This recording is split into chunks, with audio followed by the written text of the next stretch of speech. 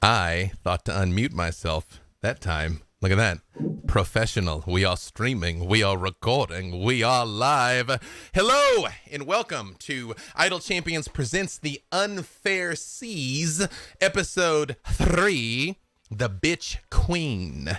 Let's meet our heroes, and I'm going to go in the order that you all are on my screen here. We will start with the effervescent, ever young and beautiful, which is literally all five of you, Luke Gygax. Good afternoon, everyone. My name is Luke Gygax, and I'll be playing Pirate Melf on this adventure. Yar. Which is like normal Melf, but with a bigger hat? I don't know. What's the ring? Melf he's wearing a very stylish captain's coat, a green captain's coat trimmed in gold, a little shabby, and an eye patch, amongst other things. And the Spear of Zagig is now a green sword. You know, as one does. Vivka? What? Who you is? Hi, everyone. I am Vivka, Vivid Vivka. I am playing the Black Viper, aka Ezvele Rajna. I am your Rogus with the mostest. That's terrible. This rhymes are going to be hard today. No, by hard, you mean incredible. I have absolute faith in the bars that all of you are going to drop. Look at Mark Mear's face. That's a man who is focused, who is ready to drop a freestyle. Aaron? I'm Aaron M. Evans. I'm playing Havilar, the Tiefling Glaive Fighter. Perfect. I mean, what have you got against glaives, though? Like, They're the best. They're the superior weapon of all weapons. I mean, they're not the superior weapon. Mark? Hello, I'm Mark Mear. I'm playing Baloth Baratil, a.k.a. Baloth the Entertainer, a.k.a. Baloth the legally distinct homage to Davy Jones. This legally distinct. Like, oh no, I'm moving you too far. I tried to move you a little. I moved you a lot. And last, but certainly not least, Christina. I think you were unmuted and now you have muted. Hi, let's try that again. Aha, you heard me that time because we're friends. My name is Christina Ariel, and I play Ariza, the Aasimar cleric bard, and she is the diva with the deva. She's absolutely delightful. Just gonna throw all those D's out there because I like to throw some D's on that angel. But yeah, it's gonna be a really good time. Super excited about all this stuff, and Ariza's basically D&D Beyonce. There it is. Done. Now, you know, the last couple of weeks we've been beset by different tech snafus. Umberly willing. Tonight will be free and easy, but if for some reason we drop, crash, disappear, we'll be right back, y'all. Now, with that being said, as you know, your votes in Idle Champions directly impact the flow of our stream here. You all have been able to both help and hinder, which is an interesting split, I must say, of the dichotomy between, like, we want you guys to have some help, but we want it to be super difficult. I think, like, go the long way, but here's a map, you know, which I appreciate. So a couple ones I will tell you up front. Tonight, thanks to you, the winner of a D6 inspiration to all their rolls will be Black Viper. So again, have our Idle Champions dice here, meows.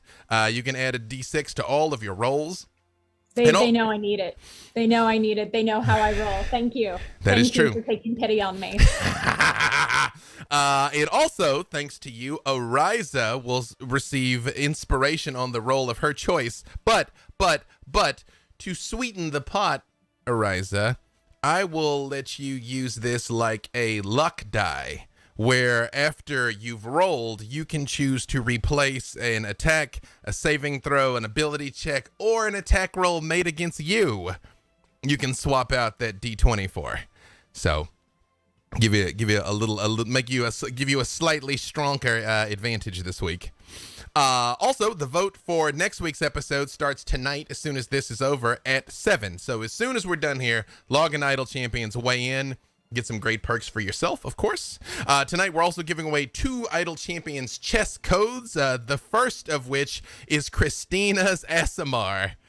which I'm not even going to try and spell. Mods, please put that in chat. For Christina's Aasimar is the chess code, and the second one will be revealed after the break. We're also giving away new unreleased Icons of the Realm Boneyard standard booster boxes. I have these myself. They are incredible. We will be giving away 3 of those. So again, mods, please drop the link in chat. At the end of the episode, we will announce our 3 lucky winners. At least, I hope we will. Hopefully, I'll remember. Hopefully, won't be mourning the fact that all 5 of our grand heroes died horrible grisly demises, and we got to figure out something for the sequel. Maybe, maybe not. But either way, you know, maybe somebody's definitely going to win things from the Boneyard. Some of you may go to the Boneyard. It's a whole mood. It's a whole brand. Again, remember, Ariza is available to join your formation. Pirate Havilar, Baloth, and Ariza skins are all available now. And some other pirate skins are available now, which I was going to tell you at the end, but I might as well tell you now. Pirate Havilar, her skin and her feet DLC pack also going to be available right now, actually. So you can deck out the squad appropriately in your formation with all of their pirate gear. Now, with that being said, on with our adventure. Yes, Black Viper. Quick thing to say. Yes. Because I can't not say it. Reading the code, I thought it was Christina Aasimar. And now that I've read it, I can't unread it. I mean, Christina Aasimar is still an accurate... The Aasimar. Yes. You're welcome. That's my gift Yes. to you. Okay, Yes. I'm done. Yes, Christina. I just need to revisit something that you just said a minute ago. Please. And you said that some will win, some will lose, but some were born to sing the blues. Let's play this game. I mean, how can I top that? So, first of all, do I have a volunteer for the recaptain for what adventures befell our brave heroes last week? Not it. Yep, I think Baloth the Entertainer, would be happy to elucidate the audience. Please do, yes.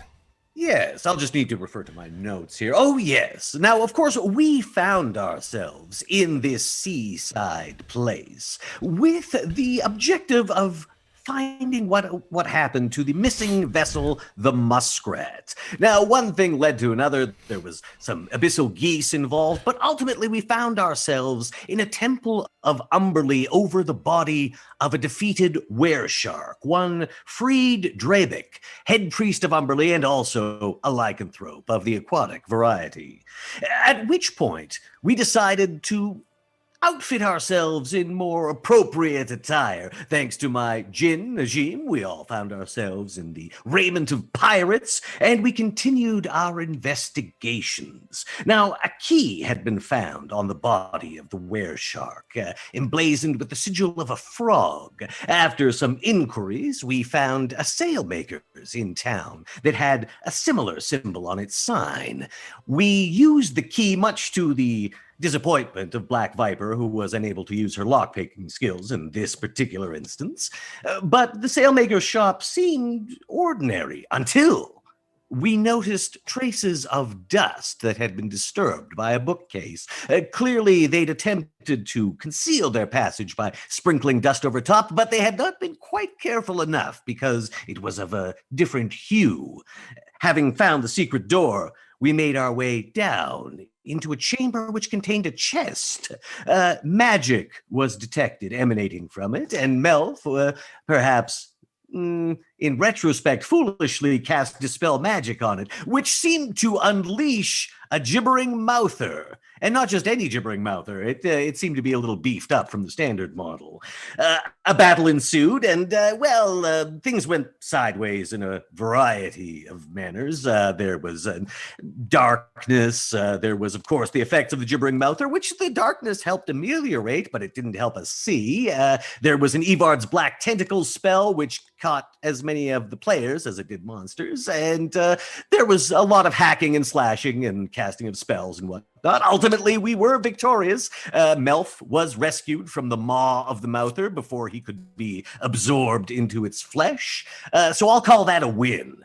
The last thing we discovered was a tunnel leading down, and we noticed a conveniently located cave where we thought it might be good to lay our heads down for 8 hours or so and just get all those spell slots back and heal up, because we did take a bit of a beating.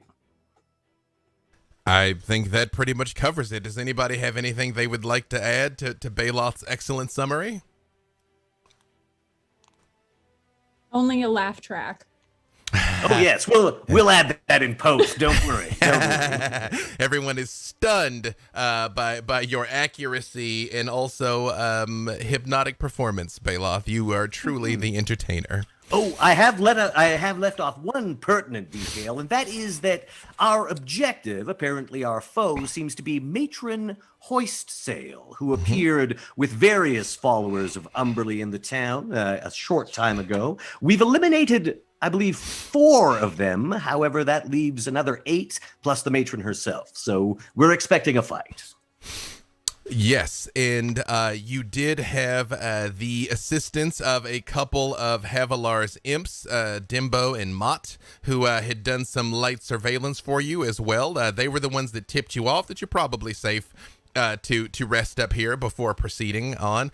Havilar was woefully ungrateful for Mott's hard work and everything he'd done in his surveillance efforts, but you know that's the difficulty of being like a very small devil in this world, you know, in this plane of planes. And the only other thing I would add to that review is as the gibbering of the mouth there, which that was for you, Trevor. That was for you. Also, we did see the pirate, the pirate parrot, the delightful and well-informed Triavor. Shout out to our homie Trevor Bettis. Now, with that being said, you all have rested. You all have recovered. You have built a small fire and broken bread with each other under the shattered floor of the sailmaker shop here with this ladder, which appears to be recently excavated, reaching deeper into the ground. And that is where we will rejoin our heroes, healed up, clothing slightly tattered, but none the worse for wear, with just having added another chapter to your own heroic legend.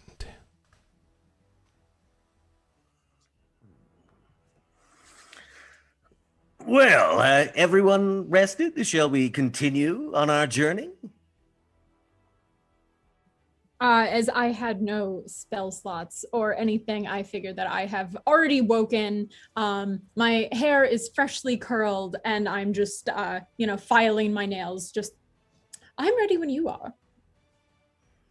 Very well. Melf, how is the entire lower half of your body? It took a bit of a chewing. Fortunately, I'm very hardy and have been exposed to much damage over the years. I am well, and I feel that the touch of Umberlee has been removed from me. I felt as if perhaps I had some extremely bad luck or a curse placed over me last time, for it seemed that I was unable to perform nearly as well. My judgment was clearly altered. At the moment that Melf says Umberlee cursed me, a gust of wind comes blowing up from the tunnel that kind of sends a salty chill through your spines. You would swear it almost sounds like distant laughter. That is minimized by my own giggle suddenly as I turn to Melf and say, "Oh, I'm sorry. Actually, that wasn't the curse of Umberlee that removed something from you. That was me. Sorry, sticky fingers." And I take your underwear that I stole last time and I put it on one finger and I flip it at you and be like, "Sorry about that. No." We shan't speak of this. Let's not. She's very good. She's really quite skilled, clearly. I didn't even feel it. I washed them. Yes, Havilar. Sorry. I was going to say, as long as we're sitting here, Havilar will come sit down next to Black Viper and be like, "I'm so excited to be doing this with you. If I had known you were going to be here, I would have brought my chapbooks. I have all your chapbooks, so you can sign them. But I loan them. I loan them to I'm my dad. sure that they're absolutely. I'm sorry. What are chapbooks? Oh, it's like stories. It's like stories. You buy them from the vendor in the market, and he's got a whole bunch of them, and they are the best. Some of them are very exciting, and some of them are very romantic. And they are really inexpensive, and you get a whole bunch of them and just read them all afternoon. Well, you had me, and then you lost me at inexpensive. So, wait. There's all these stories that people buy and read. You said that you would have me sign one? Yeah, because there's some about you. Wait, are you telling me that you're not getting a cut of the profits? That is exactly what I thought as well, but more of course, there are so many stories about me that are worthy of telling and that actually should be said. How many stories? I'm curious. I am absolutely curious. When this is over, can you help me obtain some of these, read some of these, Yes. proofread some of these? And I'm That going to one, no, suggest but- I'm going to suggest you also speak to a solicitor. A good entertainment advocate, and make sure that you get to wet your beak with all this coin is passing hands. I like the way you think, definitely. I'm very wary. I want to make sure that they get my general vibe, my persona, my mood, my look, my facial structure correct in all of these stories. I usually spread my own rumors. Oh, speaking of rumors, Melf, didn't you almost get a message from someone who was trying to help us in some way? I'm not sure what that was. It seemed like it was very distracting, and I think that it threw me off entirely. It was some sort of warning. Yes, which cut off at a very inopportune moment. Yes. Well, we could always go with plan A. Head down and kill everything we see. Love it. The frontal approach is usually the shortest path. Do While we have a plan B? Go down there and they say, sorry, here's your friend and your dog, and we leave. Yeah, I guess subterfuge or stealth might be plan B or C, but I like A. A for annihilation. Ariza, while everyone is sort of, still talking as they're kind of lacing up their boots and taking their last couple of bites of rations, what is the beautiful Ariza doing? As she's listening to this conversation, she stands up and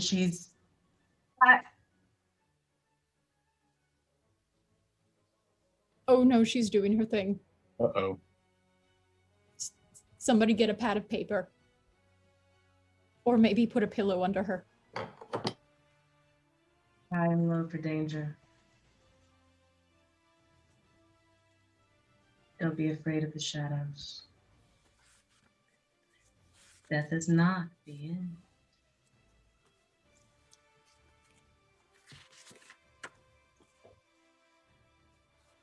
The bitch queen is everywhere.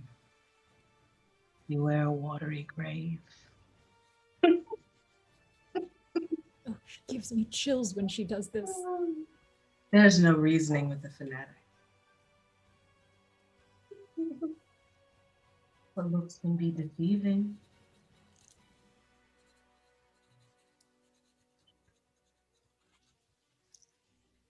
Wait, what was that last part? You were quiet.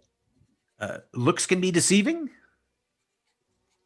Time is last of part the was- essence. Oh, time is Oh, of the there it essence. is. There it is.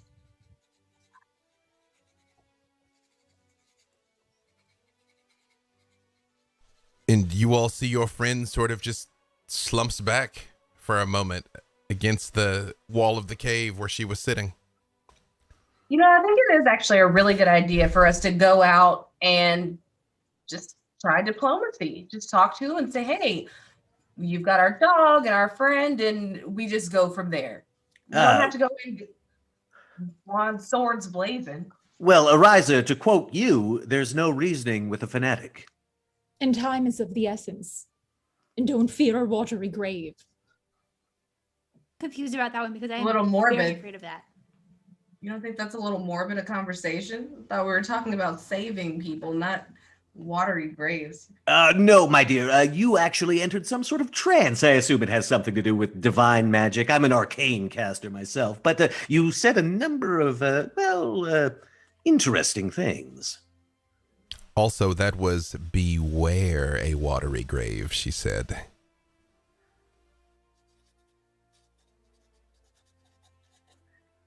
Darling, you had another one of your episodes where you look marvelous and you're absolutely glowing, but you say the scariest things I've ever heard. Don't say scary things. Oh! Have you heard of the joke about Oh no. there's an elf who walks into a bar and he sits down and he asked for a drink. And they said, "What did you like to drink?" And he said, "Ale." You know, I actually prefer the creepy one sometimes. Was I supposed to write that one down? Because I'm not sure how pertinent it is. An elf and they want ale. Oh, I just Something thought watery it was grave. funny. Water. Why do you keep talking about a watery grave? Goodness. Because you did. Now, again, I try to have as few dealings with deities as possible, but it is possible that your patron was trying to help us out. Or threaten us. Oh, she can speak to spirits. In a shower of sparkles and bubbles, you see no. a very small Holophant appears, beating her little wings. And she flies right over to you, Ariza, and puts her hands on the side of your face and like leans in with her nose against yours. And she's like, Let her do it! "Are you having a vision right now? I mean, I know I am a vision, but are you seeing anything else? Is there anything else you want to say? Like, that's so interesting. Where's that come from? How does it do that? How does it talk through you? I want to do that. I want to talk to people. How do I talk to Avalar?" Bubbles, you Yeah. ever been popped? Personal space. Personal space. It's got okay, wait, okay, you guys. So I thought about this. I thought about everything that happened, and I thought like I should do something heroic, but then I didn't want to. But I still want to like help you guys because I like Zuni a lot. I am a Zuni advocate. The halfling Freely, he was cool. He was cool. Like I didn't mind him so much, but I want to assist you. I'm prepared to assist you. I expected a little more enthusiasm when I was like I'm sorry. I'm just waiting for the glitter bomb, honestly. oh, you want that? Almost. Because I could do that. Like, I mean, like last time you No. seemed like you weren't happy when I did the although you guys look incredible now. Is it possible for you to become, sort of more conventionally sized Holophant? That would be of assistance. I mean, like, I try and watch my figure like I'm growing, like I'm like the stealth model. Like I'm like the low key I'm like the Black Viper of Holophants though. Oh. I am without words and I am just fluffing my cape. I meant it. No, it's supposed to be like a compliment. Okay, okay, wait. Here, so you guys look like pirates, but you need to think like pirates to understand why they do what they do. Yeah, right. That's how they talk, right? No, no one talks like that. Don't they just do what they do because they want treasure and more ships and things? Yeah, but that's why Baloth does what Baloth does. Baloth, are you a pirate? No, I'm an entrepreneur. He looks like one. I take out my rapier and I'm staring at the blade a bit. Well, if we are supposed to act more like pirates, and I bring it around and point it at Bubbles, then tell us how you are actually going to help us, or we'll make you walk the proverbial plank. Arise is gonna use one finger and just push Viper's sword back down. Oh, you never let me have any fun. I Fun thought and violence are not synonymous. I mean, like they can't be though. Like that's just true. But no, I thought we were like at a different place in our relationship. That's okay. That's okay. That's okay. I'm here to help you. And the sparkles go everywhere, but this time it's more bubbles than glitter. And you feel a warm wave move over through all of your minds. And for a moment there, you really do get the call of the high seas. You get the joy of having a creaking deck underneath you. And you get why they're so afraid of Umberlee. The sea in the sky is fickle, and you can do everything right. Oh, I froze. Can you guys hear me? No, you fine. Okay, cool. Oh, I lagged. can hear you. I lagged. Sorry. Well, if I crash, I'll be right back because she's lagging. Okay, that's cool. As long as you guys can hear me, we're good. Sorry. You understand why you can do everything right, and if the sea and the sky turn against you, it's doom. It doesn't matter how well your ship is made. It doesn't matter how skilled of a sailor you are. To raise anchor and set sail is to put your faith 100% in the hands of Umberlee. In the moment that this passes, this comprehension shifts slightly. And thanks to you, the viewers of Idle Champions, you all voted not that our cast would speak like pirates, but that they would be cursed to talk in rhymes. And the gift of Bubbles' awareness that she has imparted upon you and attempted making you talk like a pirate has done not that. And now you must speak in rhymes. I believe you are muted, Christine. I saw your lips move, but I couldn't hear you. Oh, that's because I didn't say a thing. But sometimes I just want to sing. I'll say this analytically. Somehow I'm speaking rhythmically. Oh. We seem to be under a dreadful curse where we're forced to speak in verse. But, Bailoth, does this seem like the time for a performance? Like, I realize you're very extra. Like, last Pure Yorick, I knew him well. Like, you seem like the type that would hold a skull and look at it wistfully. But I thought that you guys were, like, doing a pirate thing. I agree, this rhyming is quite tragic and probably the result of your magic. You all told me, go easy on the little scamp. I told you we should have made it walk a plank or ramp. I love this so much. Speaking in verse. What a terrible curse. This is the worst. Oh. Okay, bye. She disappears in the spray of showers and bubbles again. Bubbles, That little Bubbles is nothing but troubles. Bubbles. Next time it appears, I'm going to strike it and leave a smear. Bubbles sought to give us piratical enhancement, but it instead has placed us under enchantment. Again, we find ourselves in disarray. That stupid Holophant always leaves us this way. Never mind magic, illusion, or lies. Let's go with plan A and kill those guys.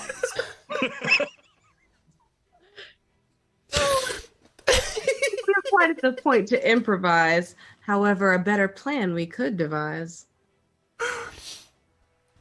Okay, all of you, by the way, give me perception checks. Bailoth, you can have advantage because you come from the Underdark, so you know a thing or two about being underground. Thank you, Idle Champions community. 15%. I got a 27. 27. 24. 24. Bailoth. 20. 20. Melf 15. and Havilar. 14. Melv and Havilar, you two are kind of trying to figure out why your tongue's not working right. But Bailoth, Black Viper, and Ariza, you all sort of realize something. So again, recall, there was the Sailmaker shop. you all sort of detonated the floor of the sailmaker shop, and you found there was a ladder that went down into kind of a storage area. It was pretty close, probably her larder. You know, it's nice and cool down in the earth, and, you know, it's where she was storing her various sundries down there. Then lower than that, you could see where there was an excavation and the ladder had been extended. You all are kind of camped out, really at the site of the battle with the Gibbering Mouthers, before descending down the ladder. One of the things that you realize, though, is these excavations are recent. They're probably only a month or two old. And it also becomes clear to you that it was excavated from the other direction. That whoever came up this way made their way up into the sailmaker shop, not the other way around. They didn't start at the sailmaker shop and dig down. They started at the bottom and dug up.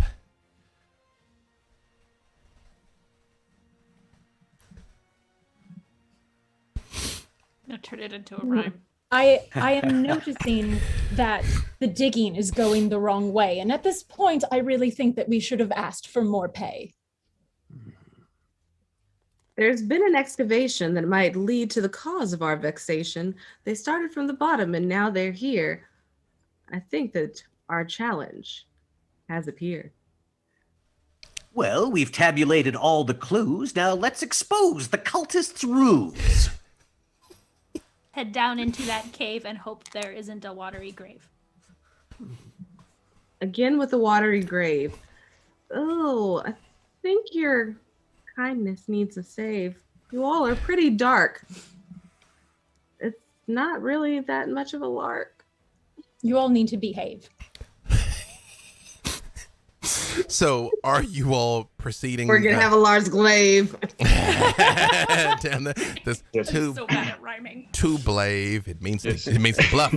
Yeah. Who knows Also, Hey, what's down there? Keed, Maybe a take- rave. Take heed, it's time to proceed. I'm a pirate talking, plank walking, heroic elf called Melf. Follow me. Indeed. Let's end this conversation. Let's go with plan A for annihilation. as you all start making your way down, again, I would remind you of the things that the Davis said to you, both for the audience's sake as well, because it all came out fairly quickly. Look high and low for danger. Don't be afraid of the shadows. Death is not the end. The bitch queen is everywhere.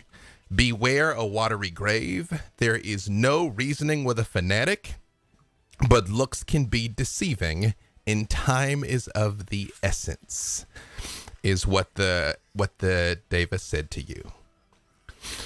So, as you all proceed down this ladder somewhat, you see the dirt fades about 20 feet from the shaft going downwards until it reveals a very steep slope and a fractured stone floor that very much looks like it's kind of a rough-hewn tunnel out of sea stone. Who's going first through here?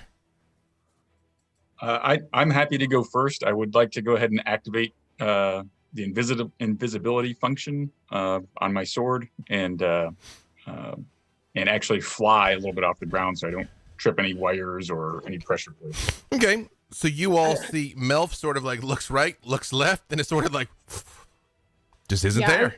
I was going to offer stealth, but I can't beat invisibility, flying invisibility. So A good idea is a good idea. Baloth also becomes invisible, as does the carpet, which he is floating on. All right. Is anybody else on Baloth's carpet? Or is anybody else walking?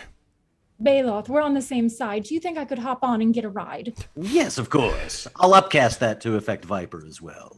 Yeah. Yes, of course. Does not rhyme, Baloth.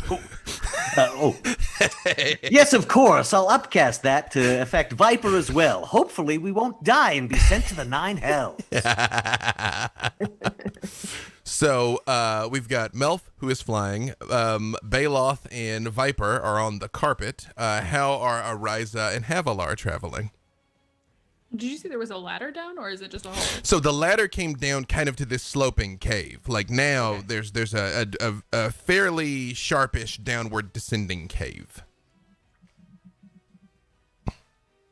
Walking carefully. Okay. And how's Ariza traveling? Oh, Ariza is going to walk in very dramatically Perfect. because being under this curse has her bardically inspired. I need Ariza and Havilar to give me acrobatics checks.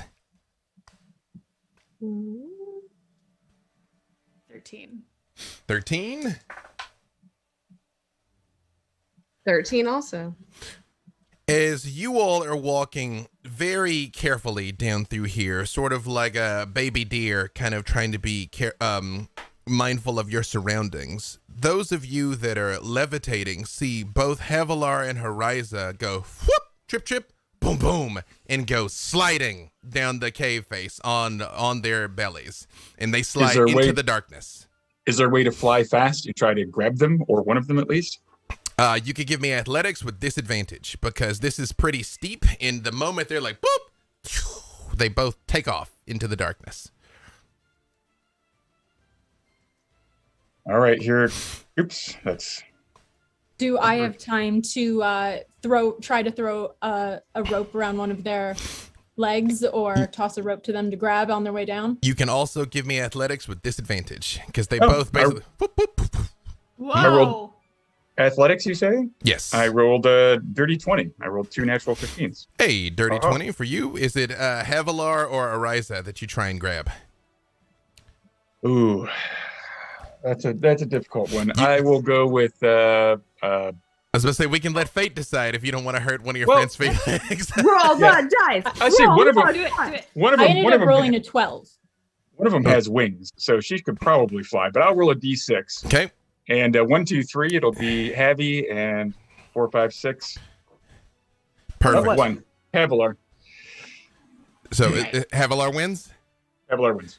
And Here. I will attempt to cast Levitate on Ariza. Is Levitate a reaction? I do have it inborn, but I think it is an action. It is one action. Yeah, she's Right. you would not be able to catch her right out of the gates. And what did you say you got there, Black Viper?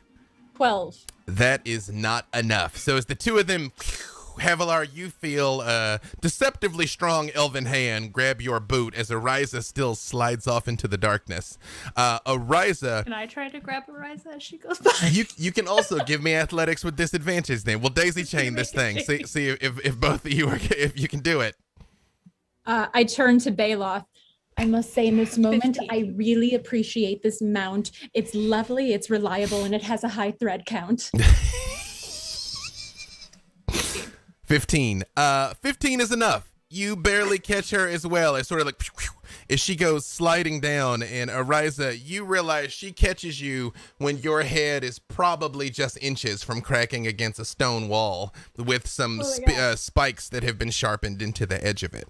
However, both Havilar and Ariza both give me perception checks, and you can roll with advantage.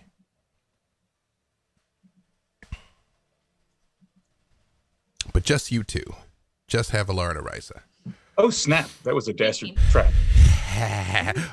What was that, Havilar? I had 18. 18? And Ariza?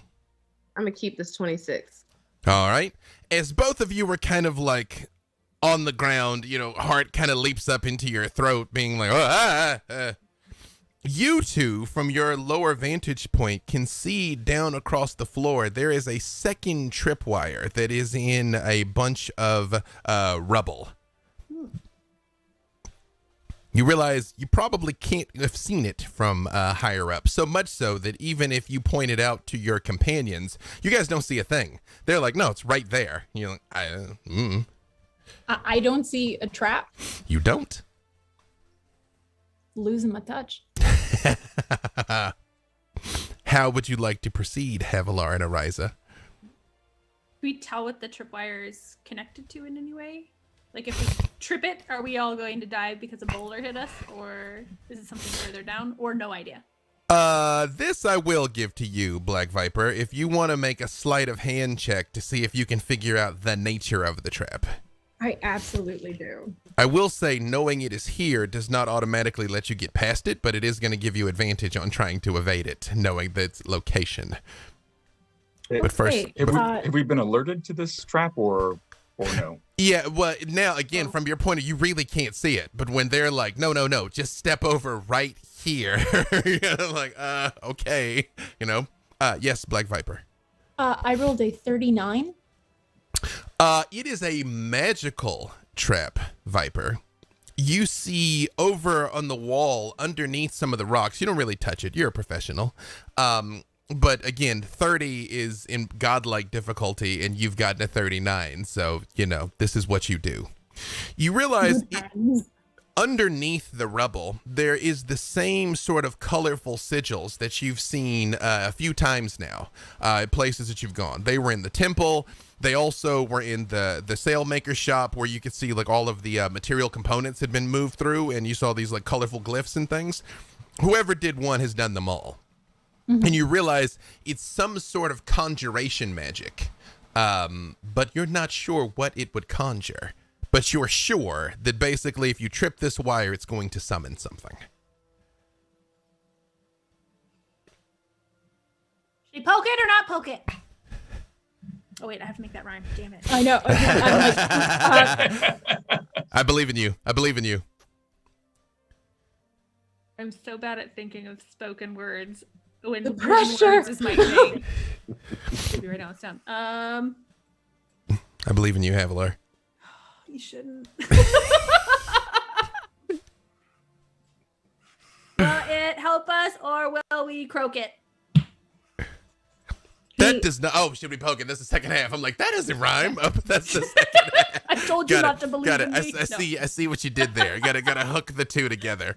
Right. Best we perhaps not trip this wire, lest we perish in hellfire. I will say, between the fact that Ariza's got wings, the flying carpet, Melf levitating, I will say that you all can kind of very gingerly get past it and not trip it unless for some reason you intend to trip it on purpose. Otherwise, you will know that there is still here in this hallway basically it's a duel, especially with that high of a roll there, Viper. What you know is kind of, it was rigged intentionally to make the first one a little more obvious, because stepping over the first one basically plants you right on the second one, essentially. So they kind of got lucky that they tripped it the way they did, essentially, to even have a chance to get around it. It almost seems like the first one was just to warn, but the others, I'm sure, will be full of scorn. So what you're saying is because you're a klutz, it ended up saving our butts? Sure, make it look easy. Well, if we're going to take the field, I think it best I keep my eyes peeled. Baloth will basically actively be using detect magic, like as we're moving down through this tunnel. I've got it at will, so. When you hit that with detect magic, Baloth, I will say you are aware of the fact that you verify that, yes, she is correct. It is, in fact, a conjuration magic on there. And it's not just magic, it's conjuration magic. And you know it would summon clouds of biting and stinging bugs is what it would drop on you, basically. Poisonous insects is what would be summoned. If we tripped that, we would be wrecked by a horde of ravenous insects. I like the way you think, so I will keep my eyes peeling, because the level of magic and bugs, it absolutely has me reeling. As you all make it a little further down this hallway, trying to travel carefully, you reach another point where there is a 15-foot gap in the tunnel floor that plunges down into darkness. And across it, there is a long spar of wood. All of you can give me intelligence checks. And there definitely is magic afoot here, Baloth.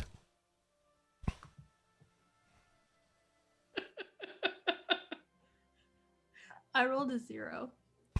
You've successfully rolled to disbelieve, Havilar. You might still be asleep. There's a non-zero chance, Heavy, that you've been asleep this entire time. The last 2 days would make more sense through the lens of a dream if you think about it.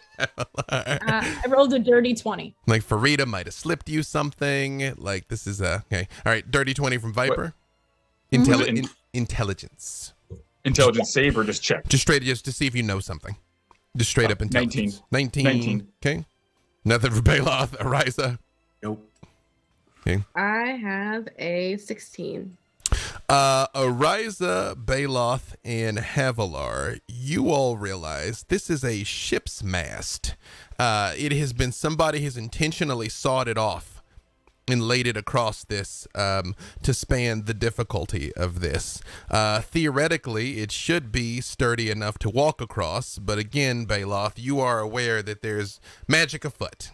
It is not as simple as it seems.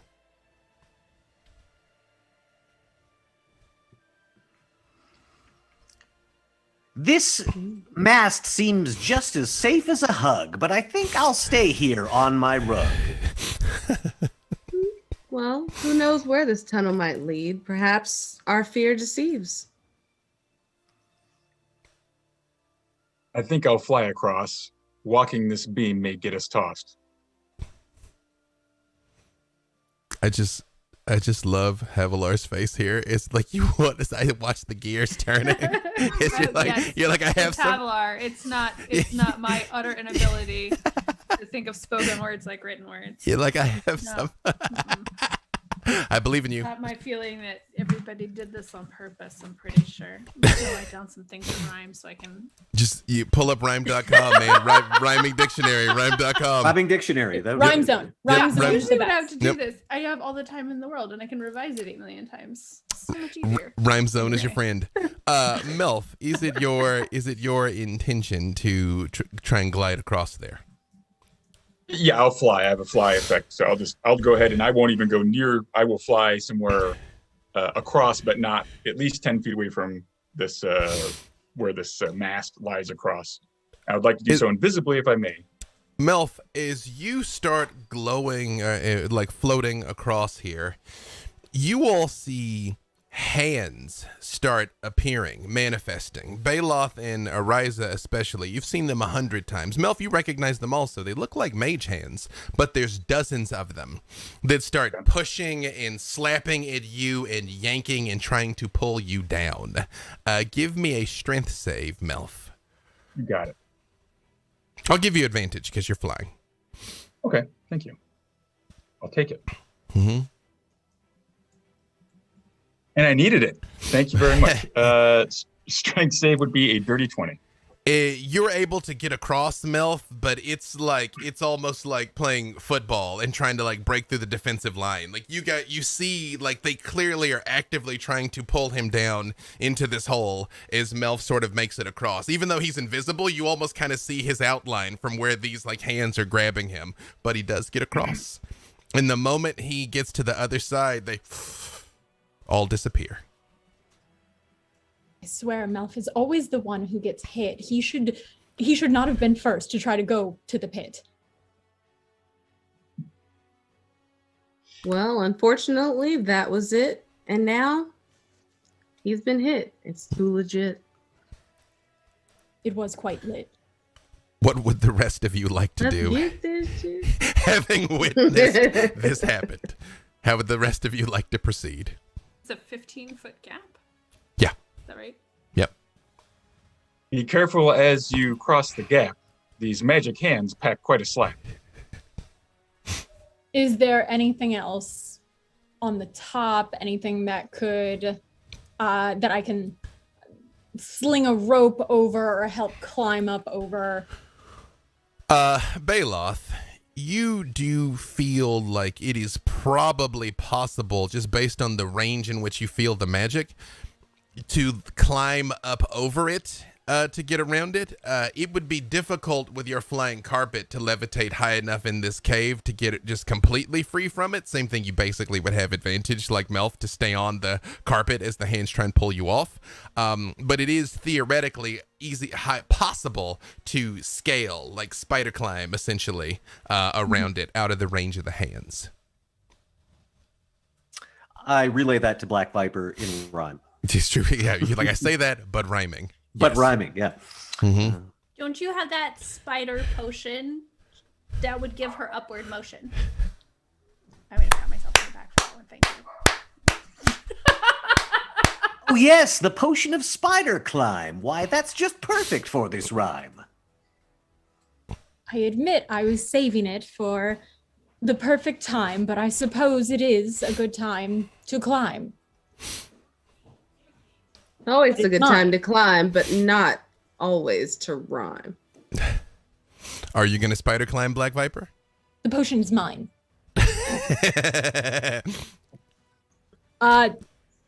Yeah.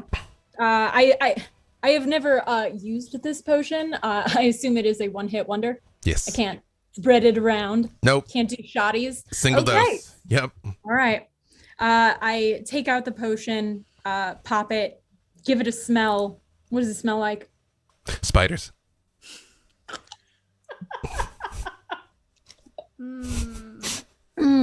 Excuse my lag. I'm fighting the gag, and I drink it. You know what? Hold on. Let me see what the material components of the spider climb spell is, because that's really what it's gonna taste. What's it gonna smell like? Let's see here. I thought it'd be fun. All right. It legit might still be spider, but it's oh yeah, no, it's a drop of bitumen and a spider. So it's like sticky spiders basically. It's like candle spiders and candle wax is what it tastes like. Yeah. Mm-hmm. Oh my god, you said sticky, and that just It's my gift to you. Spider honey. Back of the throat. Yeah. Mm-hmm. Yeah. Mm-hmm. Yeah. Like spider wax. Yeah. However, you do feel you're sure-footed in the best of times, Viper. But the moment you just sort of feel it go through you, it's like your boots to the ground, you touch the wall, and it's just like you're aware of the fact that like almost nothing could pull you off this wall if you didn't want it to. I drank it, and I must say it wasn't very smooth, but I do appreciate my new way to move. And I pop off the rug and start climbing up and over. You all see she flies up, and the hands do appear, and they bat at you. They even like manage to like reach your cape a little bit, but it's you effortlessly across into the other side. And same thing, the moment Were you gonna tie a rope up there? you could if you want. I thought that's why you were going up there. Yeah. You said that I thought that there was nothing up there for me to tie a rope on. Is there? I missed that. No, but I mean, again, you could still sort of like bring one across. You could make really what's going to happen is you will give them, instead of it being disadvantage on athletics, it'll be normal advantage on athletics. Like you can help them get across with a rope. Okay, I just didn't want to like climb up to the top and throw a rope and be like Spider Viper and have someone just pull me right down. Yeah, that's a real possibility, and I'm the person that would do that. But yes, no, you can make it easier to get across. Yes. Okay. Yeah. How many people are over? We have Just Melf you and over. Melf so far. Okay. So yeah. So I go ahead and I take my rope and I tie it to whatever I can find that I think is a good anchor. Mhm. I'm going to stay up there next to the knot just in case. But yeah. Between I toss the rope. Between Baloth's carpet and now Viper's rope, Havilar, Ariza, and Baloth can roll athletics or acrobatics with advantage to get across, because the hands will appear and pummel and pull at you, but you are both off the mast and also theoretically holding on to a rope here. So go ahead and roll it and see how you do.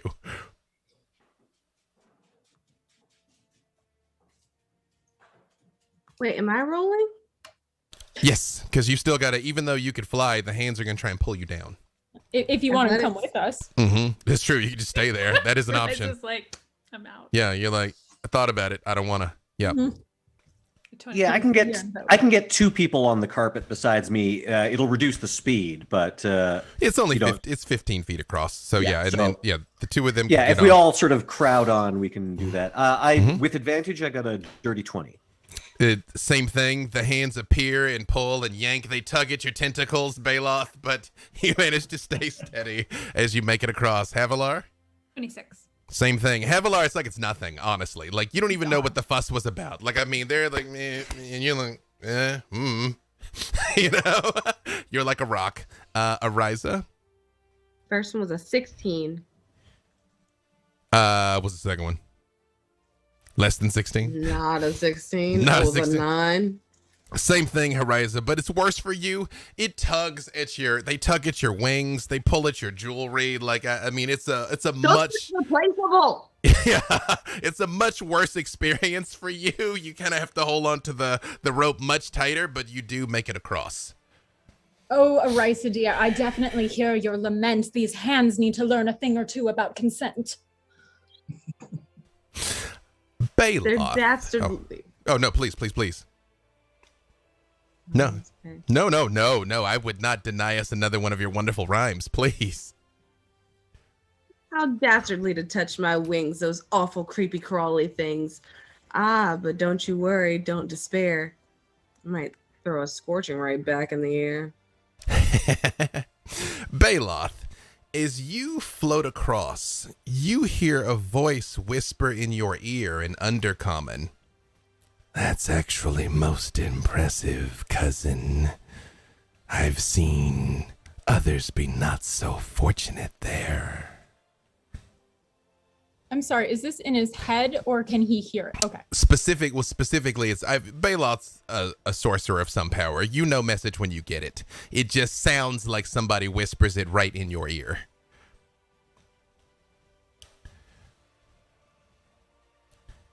Comrades, a very interesting thing. Someone just decided to give me a ring. I received a message spell from him.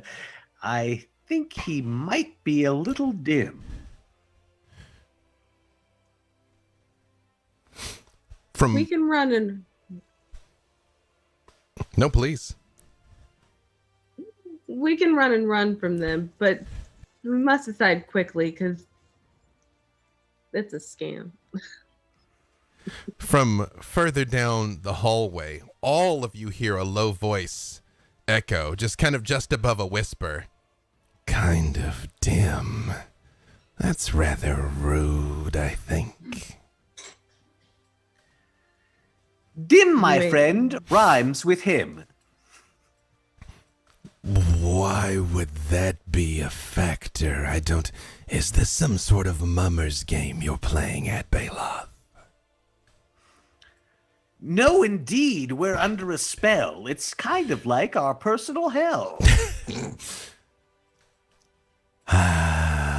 The elven Prince Melf. I tried to warn you up above about the Mouthers, but I thought you weren't listening.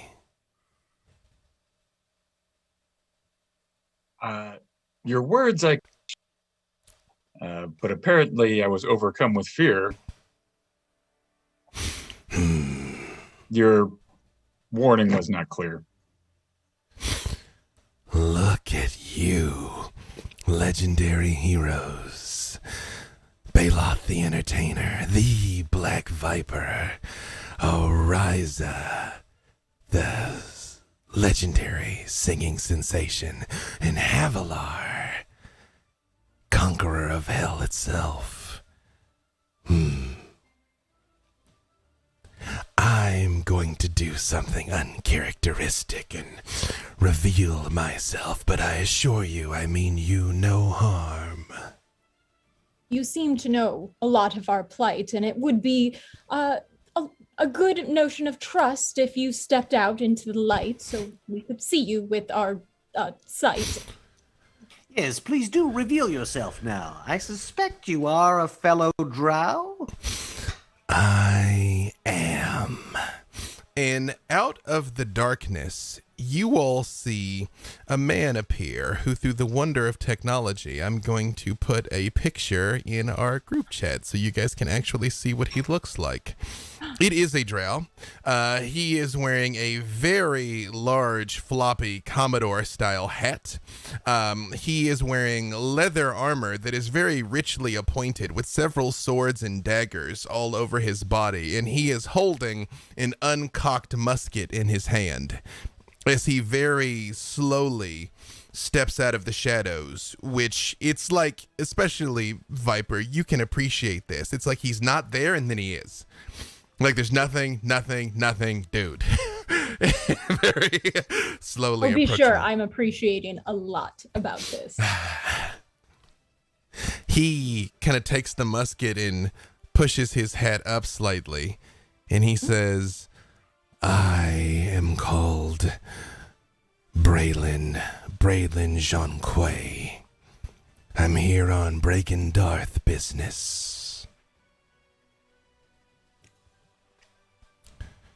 Surely you must have heard of us, yes? No. A great pleasure to make your acquaintance. I assume that musket requires constant maintenance? He looks down at it and he says, it's quite reliable, I assure you. It's always ready to do what I have to do. Is that what we're doing now? It's the weak that solve their duels with muskets. I can recommend a place where you can shove it. I like her. And he does sort of holster. Very singular. He does sort of holster the musket. And he says again, this time in Undercommon, but he says it out loud, so any of you that speak Undercommon can understand it. I got sent ahead by Jarlaxle. We're running into some competition on our business up and down the Sword Coast, and it led me here. But when I saw you all in town, I knew I had to attempt to assist some kindred spirits. And then he switches to common. I assume you all are here to put an end to this nonsense down in the sea cave. Yes, that's correct. Can we rely upon you? Says Baloth in Undercommon, and in Undercommon, that rhymes. Nice. Nicely done. Brava. I've never been so excited to speak Undercommon. Does Black Viper say anything? Do you reveal that you can understand him, first of all, or do you just kind of listen in? I am tempted just in the fact that I can speak, but for now, I'm just listening in and giving him the good eyes. I might be able to arrange. Oh, yes, Melf. Well, I was just going to say, we're here to kill Matron Hoist Sail and her crew. It is what we're getting paid to do. Well then, yes, I might be able to arrange some assistance if,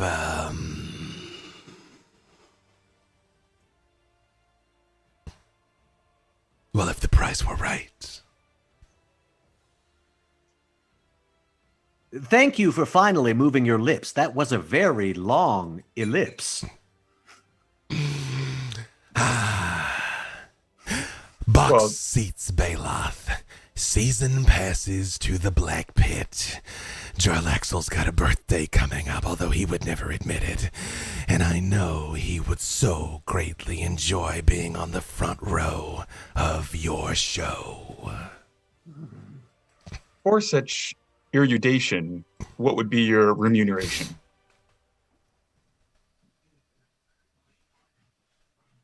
I believe my common has gotten rusty. He's talking to me, right? That's the, yes, as long as he gives me what I want, unlimited access to the shows of the fighting pits, I will arrange for some assistance. That sounded much better in my mind in Undercommon. You have a patron of Jarlaxle's renown. Why, I would be the talk of the town. Yes, the seats are yours. The box is too. Anything that I can do. He very slowly walks and he stands right in between Viper and Ariza and he says, Might Which one is I? he facing? He does sort of like look back and forth between the two of you. And he's like, might I invite you all to join us? I would invite you as well, Havilar, but I feel like chances are high you will be the one doing the battling with your storied renown.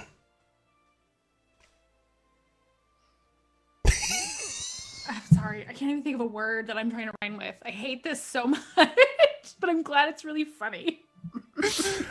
I just love watching the whole process play out on your face. I'm glad it's enjoyable. Heavy his remaining mum. This curse has her feeling glum.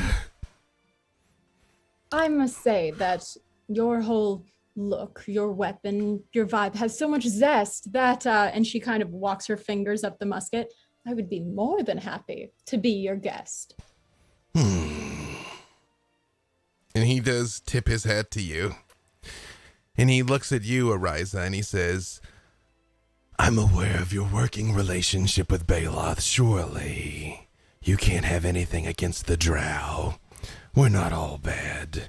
Well, we are, but we still can be of use from time to time. If I can smell your breath, you're standing too close. I don't accept you as my host.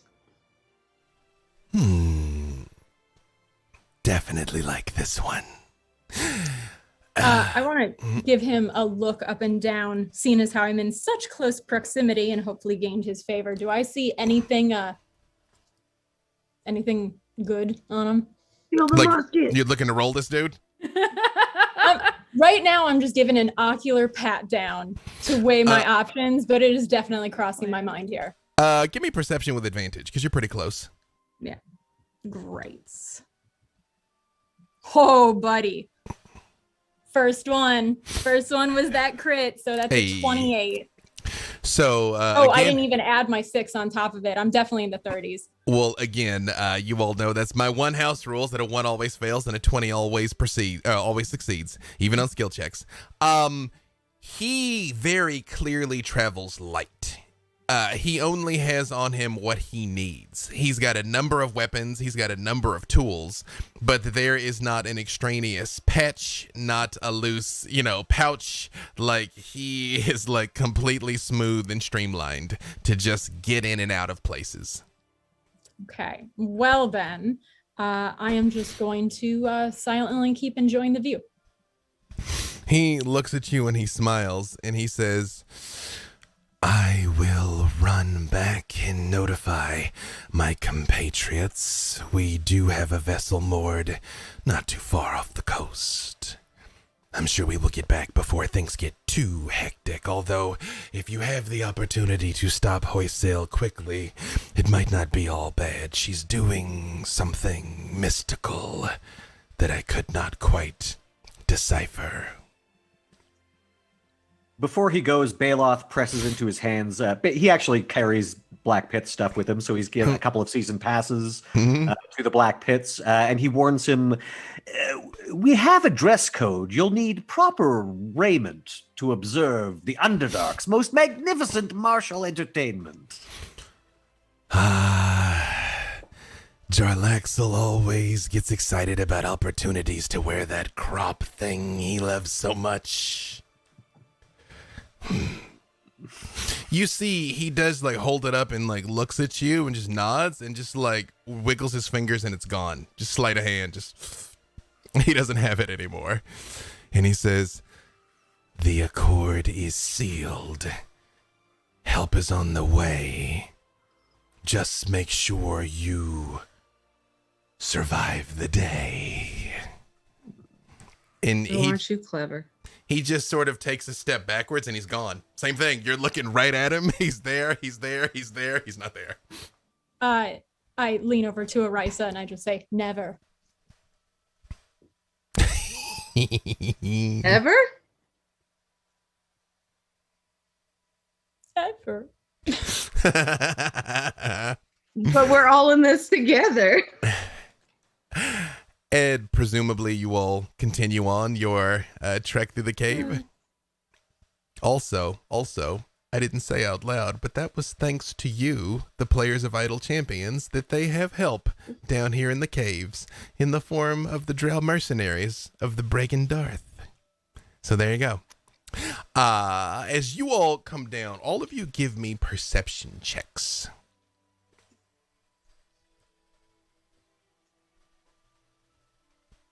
Ooh, I got some flavor text that I didn't share with you yet. So hold on to those perception checks because I'm going to want them here in just a second. The larger cavern that marks the end of the tunnel is a broad sea cave, its rocky mouth open to the low tide bay beyond. Gulls fill the cave, shrieking as they fly to and fro. An ancient wooden dock, well preserved with tar, clings to the edge of the cave floor where it plunges 10 feet down to the water lapping at the rocks below. The half-sunken wreck of a ship sits near the end of the dock, the name The Infernal, set at its stern, and the tattered remains of a flag flying from its broken mast, painted with a faded skull and crossbones. Of more immediate interest is the ship at the dock's far end, which still floats. The name at its bow marks it as the Muskrat, but it is covered from stem to stern with splotches of colorful ritual components and now familiar scribe conjuration sigils. The dock around it is piled high with smashed crates, ruined furniture, and slashed sails canvas, and occupied by a ghostly crew. The spectral figures of sailors wander across the dock and the deck of the ship. They hold no equipment in their pale hands, and their actions suggest they're preparing the Muskrat to sail. Not that it's possible, with its sails shredded and its mast hacked off some 10 feet above the deck. Viper, you are immediately clear on the fact that the mast that was draped across that hole back there is the mast from the Muskrat. I let everyone know in rhymes. Duly noted. That is the mast that we saw in the past. Also duly noted. What would you all like to do? I'd like to re-roll my perception roll if that's an option. Me too. Well, what did you get on that perception? I was looking at some really cool stalactites and the formations that are very unusual. That's right. Again, Melvin successfully rolled a disbelieve. Got it.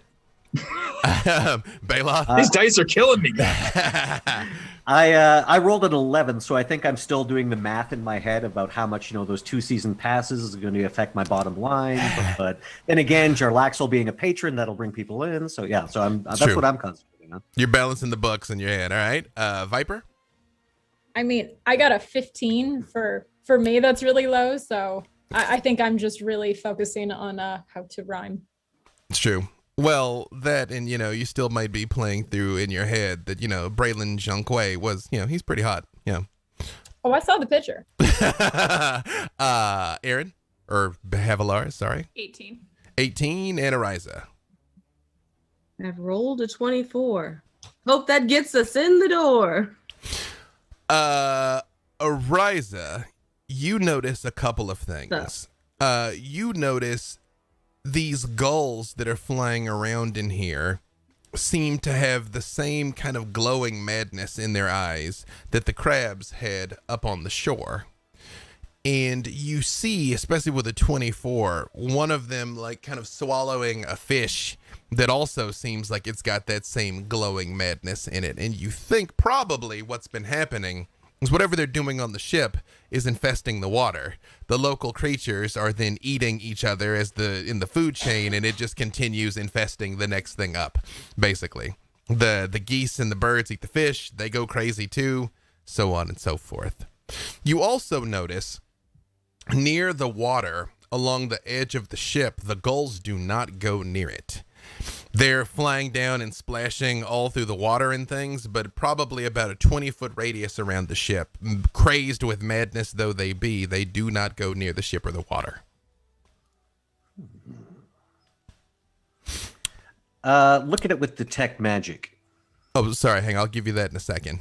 One other thing you notice, Ariza, is the gulls on occasion do swoop down. Anytime they brush up against the spectral crew, you see they freak out for a second. Like they hit the ground like they're stunned. And then they flop around for a second and they fly away again. Ooh. Take heed, my friends, and listen clearly. Those golden fish are kind of scary. I'd be real careful of what you do. They might just come and attack you. Baloth, your detect magic, the ghostly crew resonates slightly because, again, they are supernatural. As do the birds resonate slightly. They've been affected by conjuration magic. the exact same that you experienced with the geese. You also would have arrived at the same conclusion Ariza has, that they're under the exact same influence. The ship, however, is radiating magic in its building. Like, even in the time that you're looking at it, you feel it's compounding. Like, whatever is happening on board the ship, although the deck is completely vacant, it looks like it's just sitting there. Something is happening, and it is increasing in intensity. I think our danger is not lessened, and as mentioned, time is of the essence. Yes, but the level of danger is an impressive size. It's not like we can just walk in and go, "Hey, you guys." That was a Goonies reference. I would curl my we ear are down. tracking. Mm-hmm. Yeah, go ahead. No, please go ahead. Yes, it is, and we are tracking. But there's a mission. Let's get to hacking. Also, I apologize for checking my phone. That is my tech support when something goes catastrophic. That's how Dylan reaches me. So every once in a while I look and expect him to be like, everything's terrible. I'm like, ah! Okay, no, but everything's fine. So how would you all like to proceed? Again, you have these swarming gulls overhead. You have this crew that is just making their way up and down the docks, preparing a ship that is never going to sail again. And you have this zone of the water around the ship that nothing goes near. Well, the ghosts do, but the gulls do not. Here's a question. Do you think I could catch most of those gulls, say, in the radius of a fireball spell? 100% you could. However, you also know that such a detonation would alert any and everything to your presence. But you probably could wipe out most or all of them if you chose, yes. To start a fight? Ooh, I mean another one. They're terrible, but they're mine. It's true. It's true. How would you all like to proceed? Oh, I vote fireball. We are definitely all walking into a kerfluffle. If only we had something like a truffle shuffle. I'm casting a spell named after myself. The Minute Meteors of Melf. You're gonna minute meteors the gulls? Well, I'll just keep it handy. I'll just have them up. Perfect. Just ready to go. Perfect. Got it. All right. So how would you all like to proceed? Again, you can see this from some distance, especially with Ariza's high roll. That's what you've got going on. I'll eliminate our avian friends if you want to introduce the crew to their dismal end. Was it playing fireball on the birds? Yeah, but I think I'll if it wasn't clear in my fantastic rhyme, basically I would hold my action, wait until they've launched an attack on the crew, and then take out the birds. Okay. So who's going down towards the ghosts? Melf?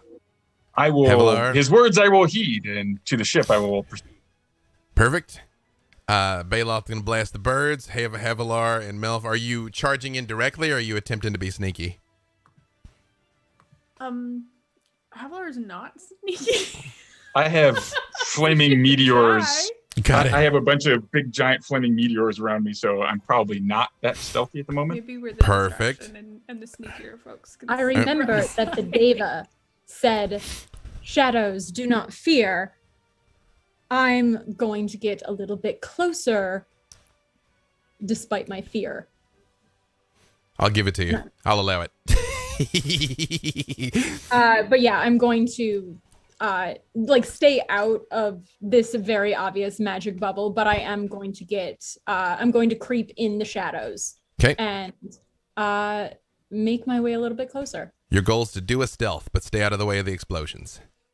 All right. Yes, very much stay out of the way of the explosions. But All right. And Ariza? I'm going to make my way over until I am within at least 60 feet of someone. Are you after the ghost crew? Yeah.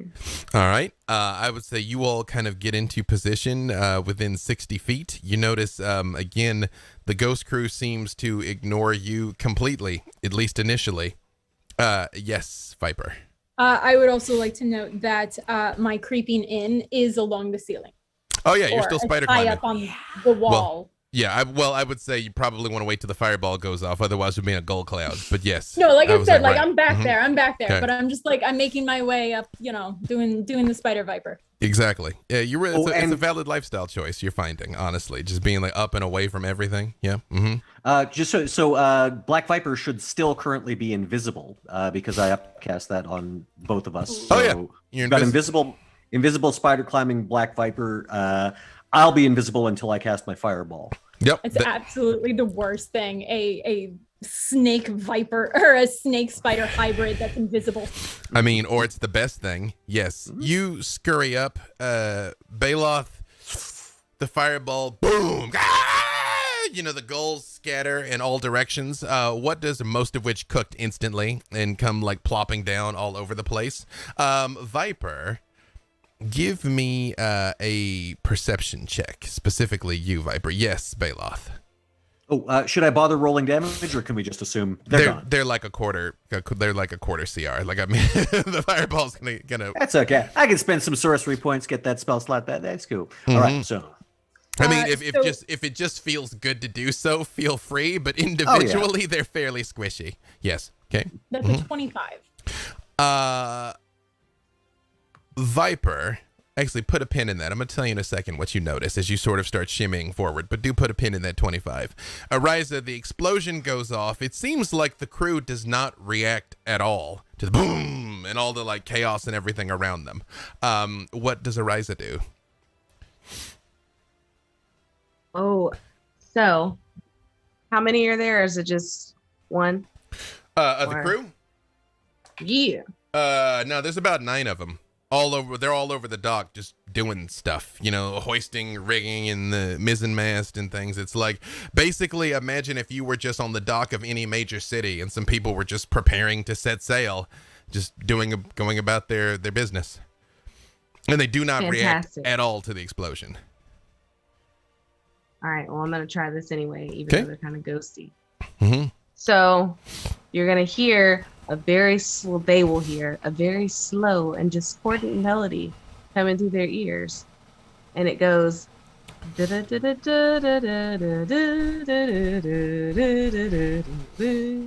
But it's just Legally distinguishable enough. Yep. Yes, legally distinct.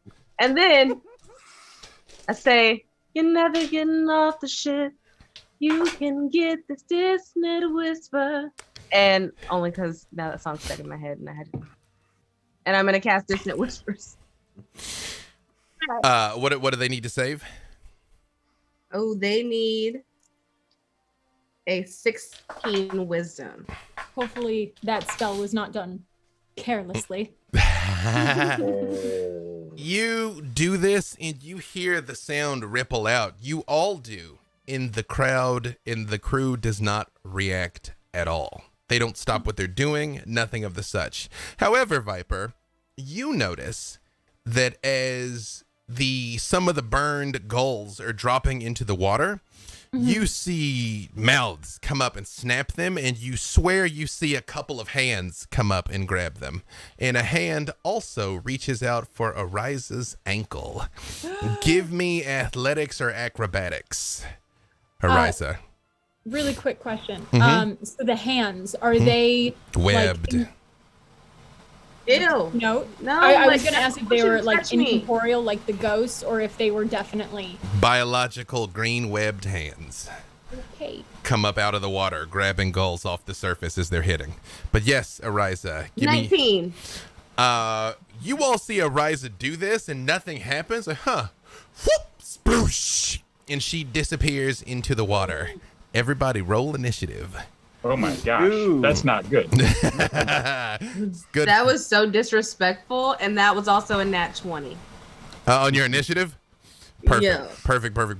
Hang on a second It here. did say to beware a rotary grave. Oh, there you go. It's almost like this is what was coming. All right, Baloth. We should have repeated it more. Baloth. Well, This is Baloth what you still. meant all along. Baloth is still just exulting in his great victory over no. the gulls. Yeah, no, just give me your initiative. Well, that's why my initiative is three. That's true. You're just like, yeah. I got got those quarter CR guys. Yeah. Havilar. 11. All right. Melf. I'm carefully observing before I act. I have an 8. Viper. 24. All right. And let me. The bad guys. Okay. They rolled horrifically on their initiative. So, all right. So even though technically you rolled higher with the natural 20, Ariza's gonna go first. Actually, I take that back. They did beat Baloth. Let's see.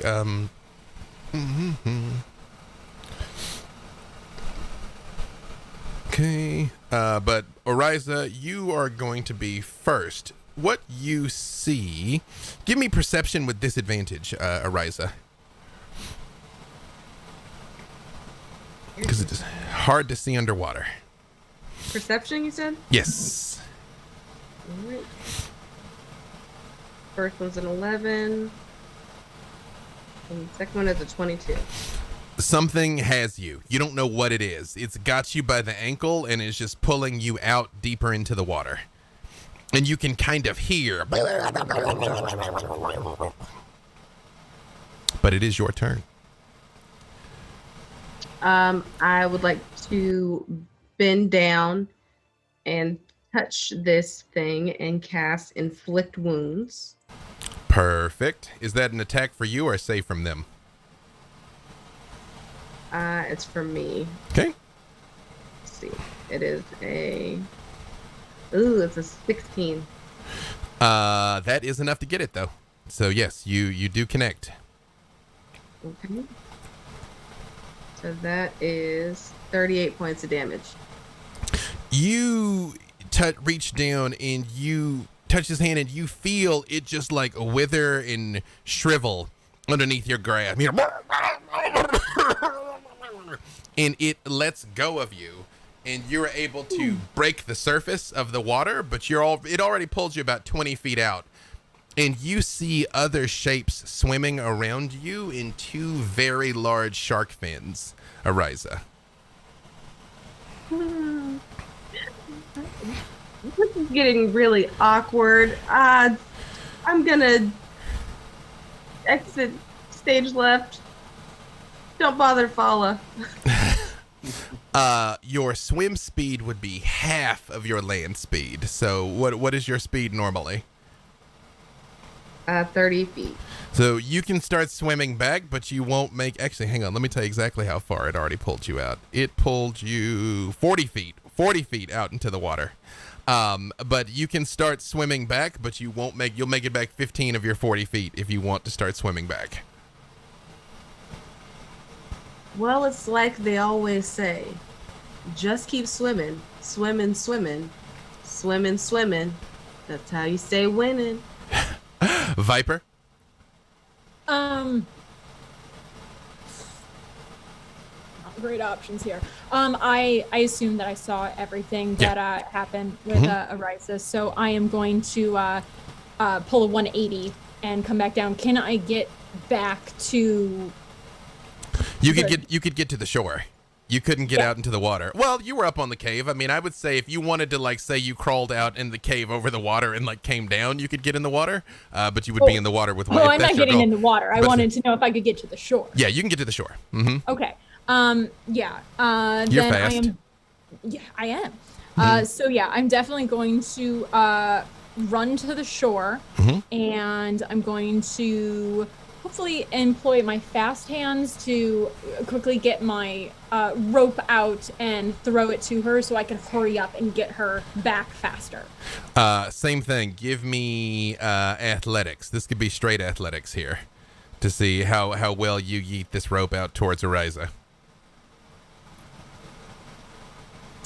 I would like to thank everyone for that D6 because that ended up giving me a 23.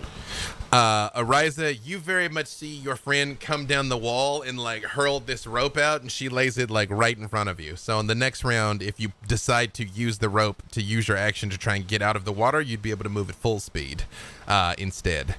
I'm gonna use your bonus action dash to have gotten down here. So is there anything else from Viper?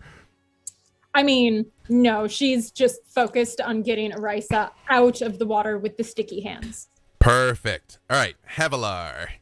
You see the thrashing in motion in the water, but whatever is that you're aware things are in the water, and you also can see 2 large shark fins.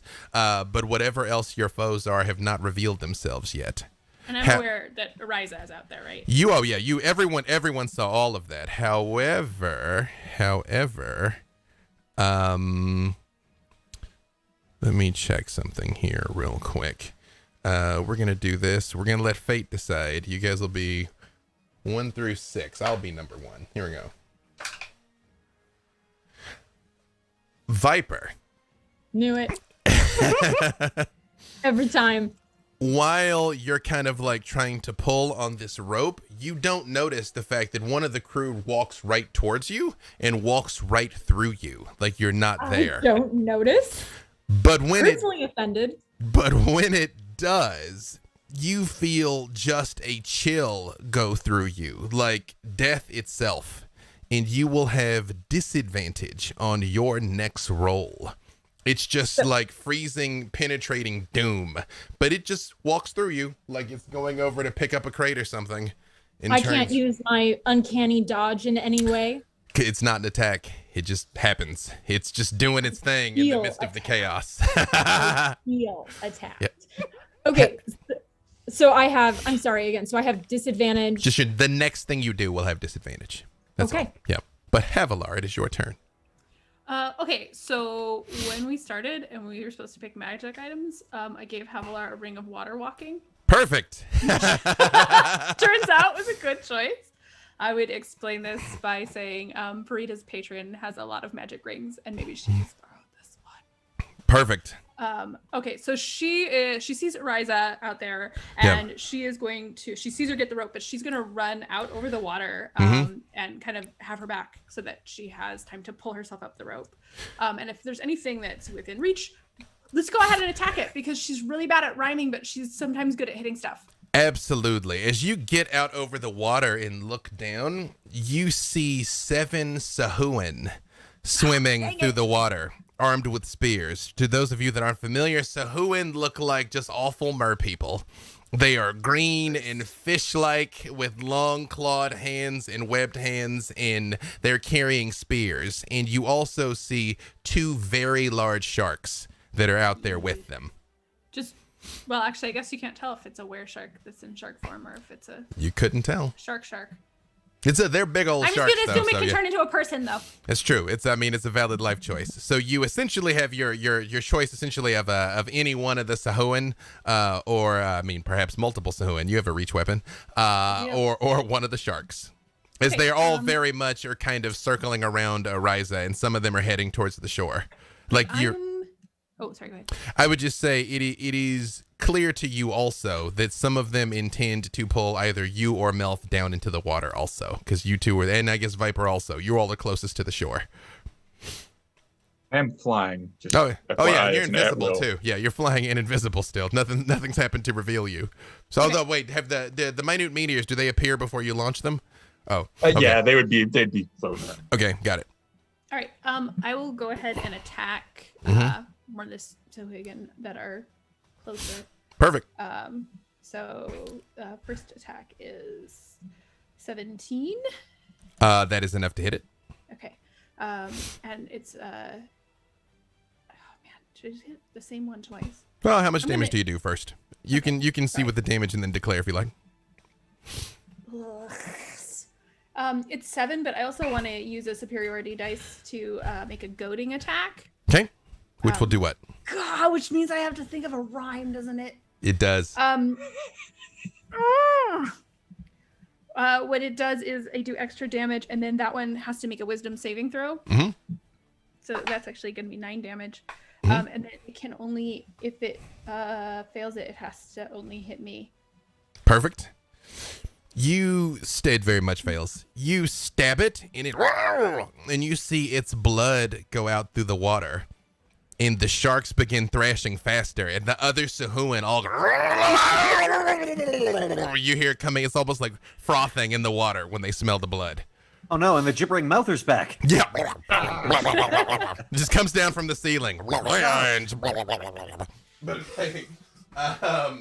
Yes, and that was. Do you also? You also said the attack with the butt of the weapon, right? Or was it just the first attack? So it was Okay. just my first attack. So Okay. the other one, if there's another one I can hit, I would like to hit a second one. Okay. If I hit it. You have not killed the first one, but you're still just trying to No, but essentially I'm get them all looking thinking- at you. Got it. I can. Okay. Aaron knows some things Havilar doesn't know about Suhin. Fine by me. I think Havilar can figure out the fact that they're all going crazy from the blood. Maybe more blood will make him more interested in what's in the water. It's worth a So shot. that one is 24. That also is enough to hit it. Okay, and so then I'll do the damage is an 8, and then I will hit that one again with Okay. the pole arm master move. Ooh, nice. Okay. That's 25, so that one just does an extra 8 damage. You all see Havilar just literally runs across the water like it's nothing. It just starts stabbing things down all around you, Ariza, as you just see the pokes coming in as she's trying to defend you. Perfect. Then it is going to be Melf's turn. All right, so can I see these big sharks? You see their fins. So I see their fins, so Mhm. I imagine I could call down a couple meteors on them if I wanted to as a bonus action. You know what? It's the ocean. We'll say it's clear water. You're right on the shore. I would say you can see all of them. They're in the water, but you're aware of what's happening. Yes. Yeah. So I figure I will probably, Havilar's engaging one, yes? Havilar's That's clear. engaged 2 of the Sahuagin. Okay, are they- Wait, Aaron, how do we decide to say Sahagin. this? We've got, is it Sahagin. Sahagin? We've gone back. I Sahagin. thought that was a joke when you said Sahuagin. Yeah, no, who we've again? we've really done this like a bunch. And every time we decide, we're like, it's definitely this, and then it comes up again, and it's we're like, it's how you said it Yeah, before, is yeah. how it stays in your head. yeah, Sahagin. Those things. Gross merdudes. Yes, so you're aware she is Sahagin. Which man? Sahagin. We're Sahagin. all saying it Sahagin? wrong. Sahagin. Sahuagin. It's almost like we host a lore show. Yeah, Mel. You are aware that she has engaged this Sahagin. Some of them are closing in on your position. There was 8 of them. Ariza killed one instantly. Havilar is injured 2 of them. You are aware that some of them are coming towards the shore. Some of them are engaging the 2 of them. It's not Well, quite clear what the sharks are going to do yet. I will call in 2 meteors on a shark, 'Kay. whichever shark is closest, and I will Okay. fly through the air and attack one of them that is on Heavy. Perfect. Is and hit that his sister. an attack for you or save from them for the minute meteors? I think it's a save for them. It's 2d6 each one, so 46, save for half. What's the number they need to beat on the save? Where's my spell? I should know that. It's gotta be 17. wild. It's gonna be wild 17. casting a spell that's about you. They both fail. So All right. So I give them a little damage. Mhm.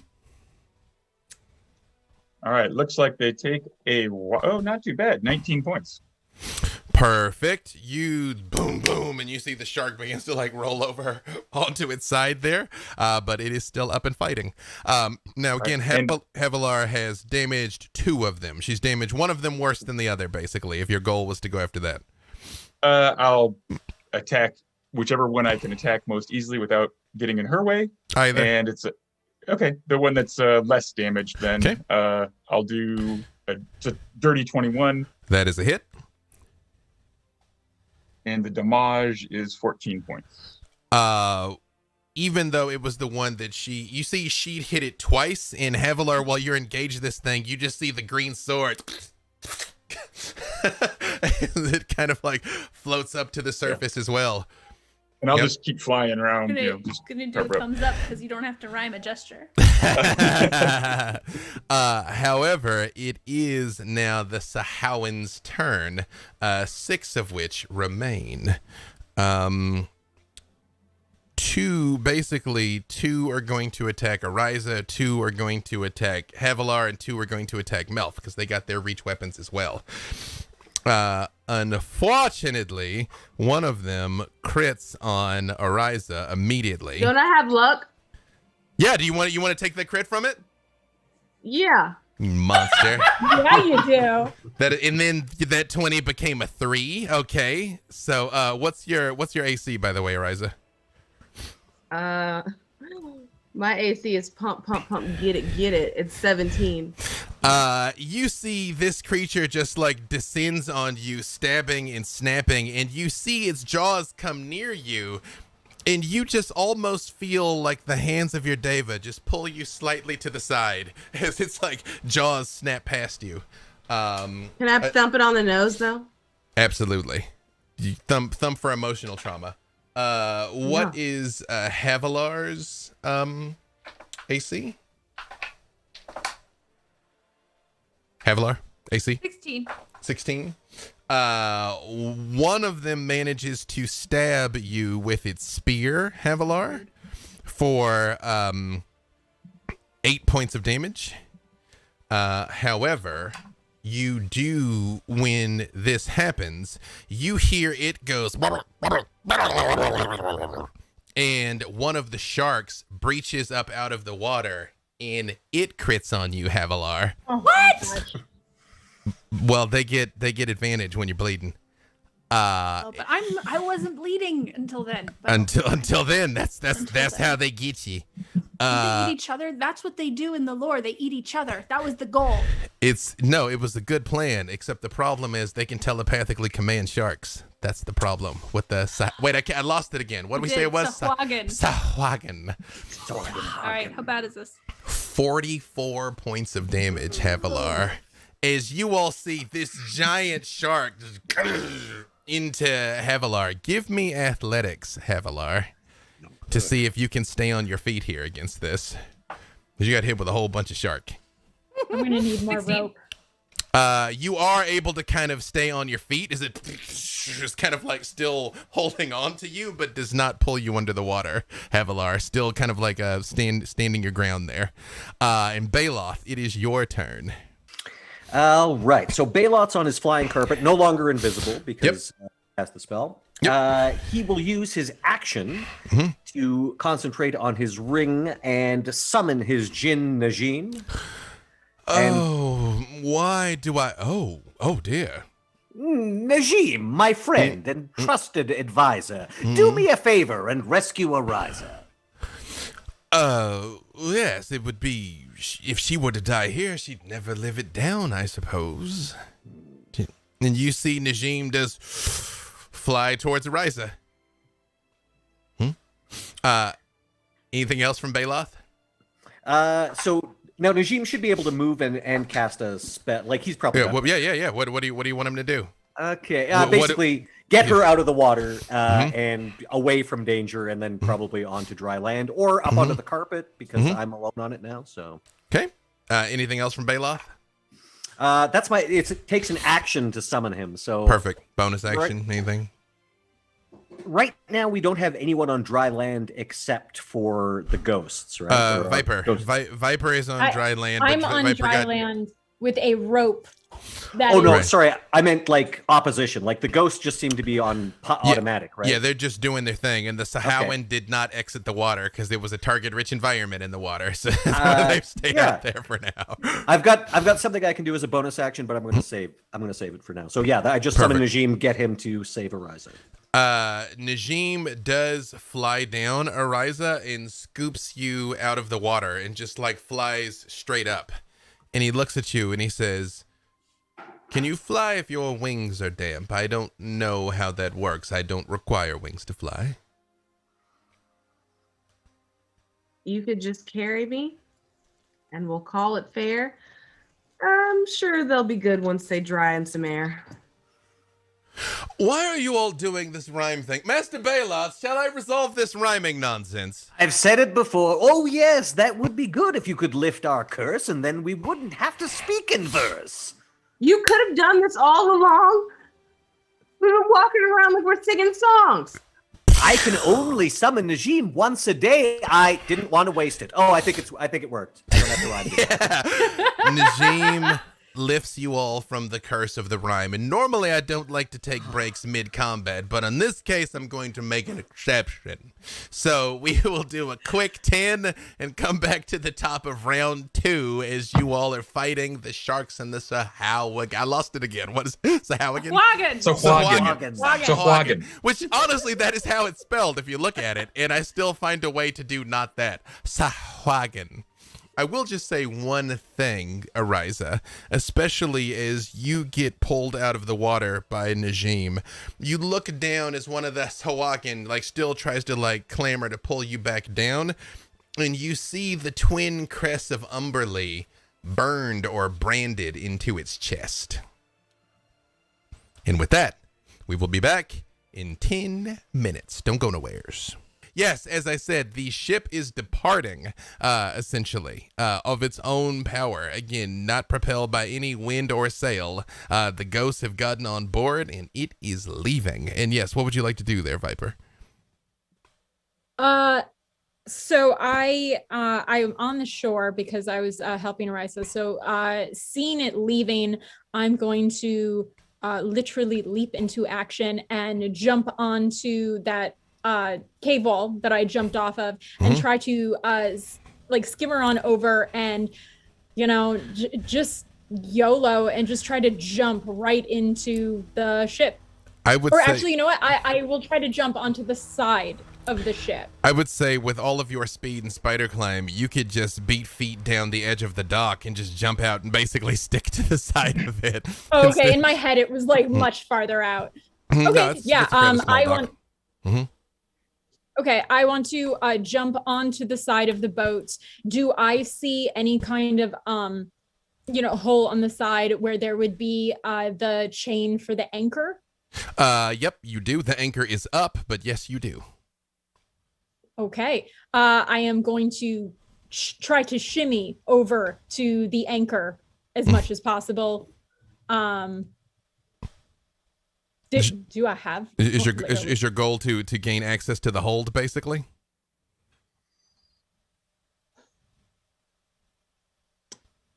That denotes that I have a plan. I was just trying to get. I know. Okay. Yes, I want to get to the anchor. And I want to inspect it and see if there is any way that I can use fast hand and my thieves tools and everything to basically unlock the anchor. Perfect. So you see Viper runs over, jumps, sticks to the side, and like goes straight to the anchor and is doing something. The rest of you are flying in one capacity or the other, or have the ability to. So I would say you could get to the deck of the ship fairly easily if that is your goal. Havilar is technically running along the edge of the water, but somebody can give her a hand up. Yeah. And run and jump on the boat. You all can get to the boat pretty simply. You see out in the water, the submersible, as it's done decimating the Sahuagin, is like begins like rotating and turning, but the ship definitely gets past it as it's trying to come around in the shallow water. And you all are on the deck of the ship. All of you give me perception checks. You can give it with advantage, Viper, because you're closer down to the hole where the anchor comes out. Ooh, kiduki. 13. 13. 13 for me. 13. Dirty 20. Dirty 20. 16. 15. 15 and 16. As you all land on the hull of the ship, you notice the ghosts just kind of go back to what they were doing if the ship was sailing, basically. Like, they take up their positions and they're ready to go. Down below, Viper, you make out chanting. And you hear just fanatical yelling. Soon your avatar will appear. Soon your servant will carve your name up and down the coast. Soon all will bow before you and fear your might, Wave Mother. They won't appease you with their piddly offerings. Once a year, all will tremble in despair at the name of the bitch queen. I reckon that motley whale be none other but matron hoist sail. Wait, avast, shiver me timbers. Najim, you've caused us to not speak in rhyme, but we're speaking like pirates now, you swab. I love And the scurvy Irish pirate, dog. Was Scottish that pirate. not what was supposed to happen? I apologize. I was disturbed and summoned when I was just not prepared for such a thing. Belay that, Mr. Najim. This mode of speaking goes well with our accoutrement, as it were. I thought it might. In Baloth, you are almost knocked to your knees with your sense of detect magic, like rolls through you. Something terrible is happening. You feel a presence from the far plains, from out where things stop making sense, is manifesting down in the hold of this ship. We'd best be getting below decks and put an end to these scurvy swabs' plan. Viper, give me sleight of hand. Absolutely.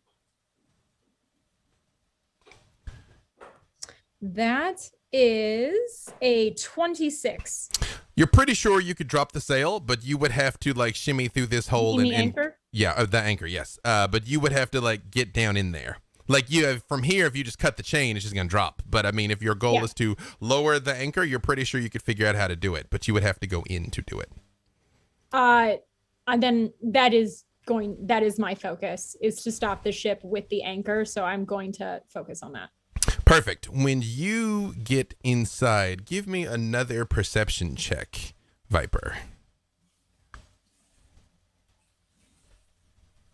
That is, come on, roll it. Roll it. There we go. That is a 30. Viper, as you kind of get down in here and you hop in, at first it's kind of dark and dirty in here. You look across and you can see at first what you thought was like seawater and just muck on the floor is blood.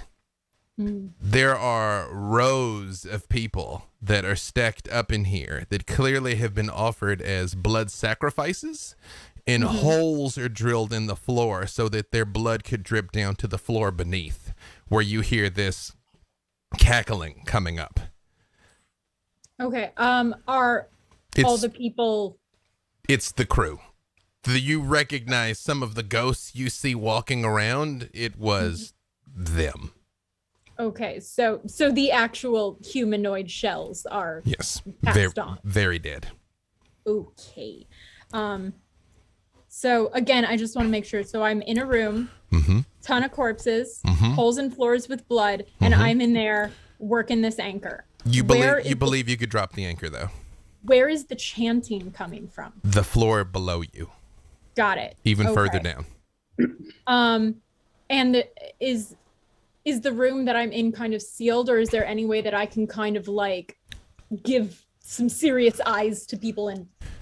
You can't see them because you kind of went in the side and they all came down on the deck. But there are stairs, or you could call out to them, then they might hear you, but whoever's below might hear you as well. We're not doing that. Yeah. Okay, well, I'm going to trust in my party that they will figure it out. I am not going to call out to them because I don't want to alert anyone, and I'm just going to work on that anchor. As you start to work at it, Jimmy, and you hear the and you feel it drag and sort of catch, and the whole ship kind of like groans a little bit, but slows down, but doesn't stop. As it's like, and you hear, guests have arrived. Come, swear loyalty now, and perhaps you still might be saved. Hevelar, excuse me, I'd say, Hevelar, my trusty lass, take a swig of this bottle. It may save yourself. I don't have to write it. And I'll hand her a potion of supreme healing. which is 10d4 plus 20 hit points that returns. Ooh, that's a lot of healing. Ooh, that is. Mm-hmm. 10d4 I have a plus feeling what? we may need it. 10d4 plus 20. Perfect. So again, you all are on the deck of the ship, but now all of you have heard this voice coming up, and you are aware. You saw Viper go towards the anchor. You are aware that the anchor has dropped. The ship has slowed, but not stopped. Look at that. Now who's rhyming? Yeah. What would you all like to do? It's you. That's right, Havilar. Get that grog down yous. And then we'll send these swabs to Davy Jones's locker, eh? Arr. Once summoned, how long does Najim stay, by the way? He's there for an hour. Okay, all right. So he's still there. Okay, right. He's like, I want to see how this plays out. Mr. Najim, let's kill all these fools, shall we? You see, he does pull out a large scimitar, and he's like, oh, at least you've called me for something interesting this time. Now that Let's, magic question, matey. Keel This- Hall. Yes, Miss Havilar. Cute. The marks on the ship are the summoning marks, and I've seen a summoning circle enough times to know that if you mess it up, the thing won't come. Is these that kind of summoning circle? Balos, do you know? Melf? Let me take a gander there. Uh, Oh, the let me- magic thing. Let me get out me telescope or spyglass and look at these sigils. I'm very good at making bad summoning circles, but I don't think this is a bad summoning circle.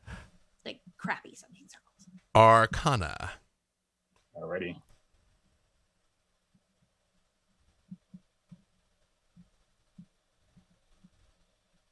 I don't go for this fancy book learning. I'm a sorcerer, and I learned it on the streets. I did on the waves.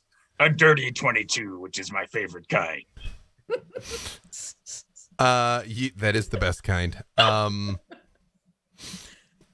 You think you might be able to disrupt whatever's happening. You don't think you could stop it, and you would need to do it from the epicenter of where it's taking place, which is not here. Viper, once To you disrupt this, we need to get to the middle where the action is taking place. Right. Draw your cutlasses. Viper, would you attempt to rejoin the group or go ahead of them towards the voice? Did they hear? Like, are they aware downstairs is happening? They actually didn't. Once the anchor dropped and the like, come and present yourself and beg for the mercy of the Wave Mother, everybody heard that. Yes. Okay, yeah. Mm-hmm. I'm sorry, another question. Is the way downstairs in this room? I mean, you're the Black There's the Viper. hole. Like no way is like barred to you if it were your goal to try and find a way down. True, but rogue's got a rogue. We gotta be sneaky. Yeah. All right. I'm going to. I am going to rejoin the group. Okay. And just relay to them that, like, the bodies are all in there. Actually, no, I do not. How chaotic do I want to make this game? More chaotic. Most chaotic. Do the okay. chaos. Yeah. Okay. Yeah. Let me just check. Just a single tear down Baloth's eye. You're not even sure why, Baloth. Just like someone's being chaotic somewhere. All right. I'm going to go to the end of the room, pop open the door to, reach my friends. Mhm. I'm going to tell them. I'm just going to say it because my brain is doing too much for pirate speak. I'm going to let them know that the bodies are in there, that all of the crew is dead, and they have been bled to the blood going downstairs where some magic stuff is happening. I don't have a brain for it. I don't know. And I tell them to go ahead, but make it quick because I'm going to take care of the bodies. Because I figure if we destroy the bodies, maybe the souls will like get a little disconnected or something. Okay. Ship. Wait, what'd you say, Maybe Havilar? we should just blow up the whole ship with your fire thing. I like that. I does. Says Definitely eyes to you. working on it. basically, I'm going to turn around and go to the bodies and bring out my alchemy jug and just start pouring oil, delicious flammable oil, all over that room, which I assume, put it all over the bodies and maybe mix a little with the blood so it starts going. Start a little leaking down into the bottom, dripping into the hole. Down there. Perfect. And I figure it's going to take me a second to just coat that room. So you all see she reveals to you what the plan is and starts shaking out the oil. Do you all proceed to the lower decks or do you stay here? Baloth, also, the magic it's still getting stronger, like exponentially compounding. And it seems like it's sped up since the ship left the dock, too. Time is of the essence, as we were warned. Let's go. Down to the hold itself. Put paid to these rascals, shall we? May the rascals or rapscallions, we'll treat them the same. As you all get down into the hold of the ship, grimy portholes show the waters of the bay flashing past, reminding you how fast the muskrat is moving, even though Viper dropped the anchor. The hold of the ship has been emptied of everything but scattered refuse and is covered from wall to wall, floor to ceiling, with sigils of conjuration painted on that with rare ritual components. A figure stands near the bow space, loudly chanting a benediction. The name of Umberlee is heard, along with the sinister phrase, "The servant will rise and destruction begins." In the middle of this summoning circle here, where she's standing there chanting, you see something familiar and terrible. You see both Zuni and Freely bound up tight and laying on the ground like they are unconscious, possibly dead, both laying in the middle of the circle where she's chanting, and you see glowing light around them is building up. Now, I figured that as I'm throwing the oil everywhere, I would have peeked down one of those holes. Mm-hmm. Do I also see that? You didn't mention peeking down a hole before you started pouring oil out. Oh, no, the oil is still happening. I did not say that I did not pour the oil. I'm just saying amidst that, I would do say I notice? You would look down and you would see that as well as your friends are going down there. Oh, I got to remember to look first. All right. Already started. Well, the only thing to do in this situation is parlay. I don't think so. Do we? Are we in combat? Do we have an an action? As of yet, she's just standing there. She said, like, "Come on down," like she's aware of your presence. But when you get there, she does not stop what she's doing. When you all make your way down into the hold. Well, I'd like to drop 2 meteors on top of her to try to disrupt what she's doing. You're gonna go ahead and drop the K. All right. That's how you say hello. And I'd like to follow that up with 2 things. I'll use a bonus action to summon my Hound of Ill Omen, which means she will have a disadvantage on the saving throw against the banishment I'm about to cast on her. Perfect. What level, by the way, is Minute Meteors? It's just I just cast it 3rd level. 3rd level, okay. Yep. And what level spell is Banishment? Banishment is a 4th level spell. Perfect. There's nothing else in the room with her besides her, right? Freely and Zuni in the circle in front of her. But so far nothing. Okay, so 4th level. The I'm minute noticing meteors. you said so far. I'm noticing that. The minute meteors hurtle Melf out of your hand and just dissipate. And she stops and she turns around slowly and looks at you and she's like, you think and you've been adapted the tongue of the Pyrites, eh? No. I've come too far to be stopped by the likes of you. I should be grateful, yeah. It was only between this wee fella here with his connection to the divine and your big dog here's connection to the infernal that made this possible. Bad dog. And you all hear, and the whole ship shakes. Did they just release the Kraken? Finally, Slathgrel has returned. I will bring ruin to the lands of the Sword Coast. I will decimate the lands of men and elves and dwarves and drow and every other land lubber. Now you all can roll initiative. There it is. Question. Did I manage to get the banishment off? Or The will that be on my banishment turn? does not go off yet. Okay. All right. Okay? Dear Lord. So lucky for you guys, I was just going to keep the same initiative as before, but when I crashed, I lost it. So we're gonna do another one here. I'm much What a shame. happier. I'm much happier with my new initiative. Me too. Okay, so Baloth. Dirty 20. All right, Melf. 23. Ariza. And that 20 plus 3, 23. All right, Viper. Also, a nat 20 plus a ton, so 33. All right, and Havilar. Well, I'm so shocked seeing Zuni tied up. I mean, it bees Aw. it bees like that sometimes. Okay, let me just get this all arranged here. All right. It is going to be Viper is going to be first. It'd be Viper and then Ariza. So Viper, from up above, you see all of this taking place. What would you like to do? I would like to finish my whole plan of coating the upstairs with oil and mixing the oil with the blood so there is a stream heading downstairs. Mm-hmm.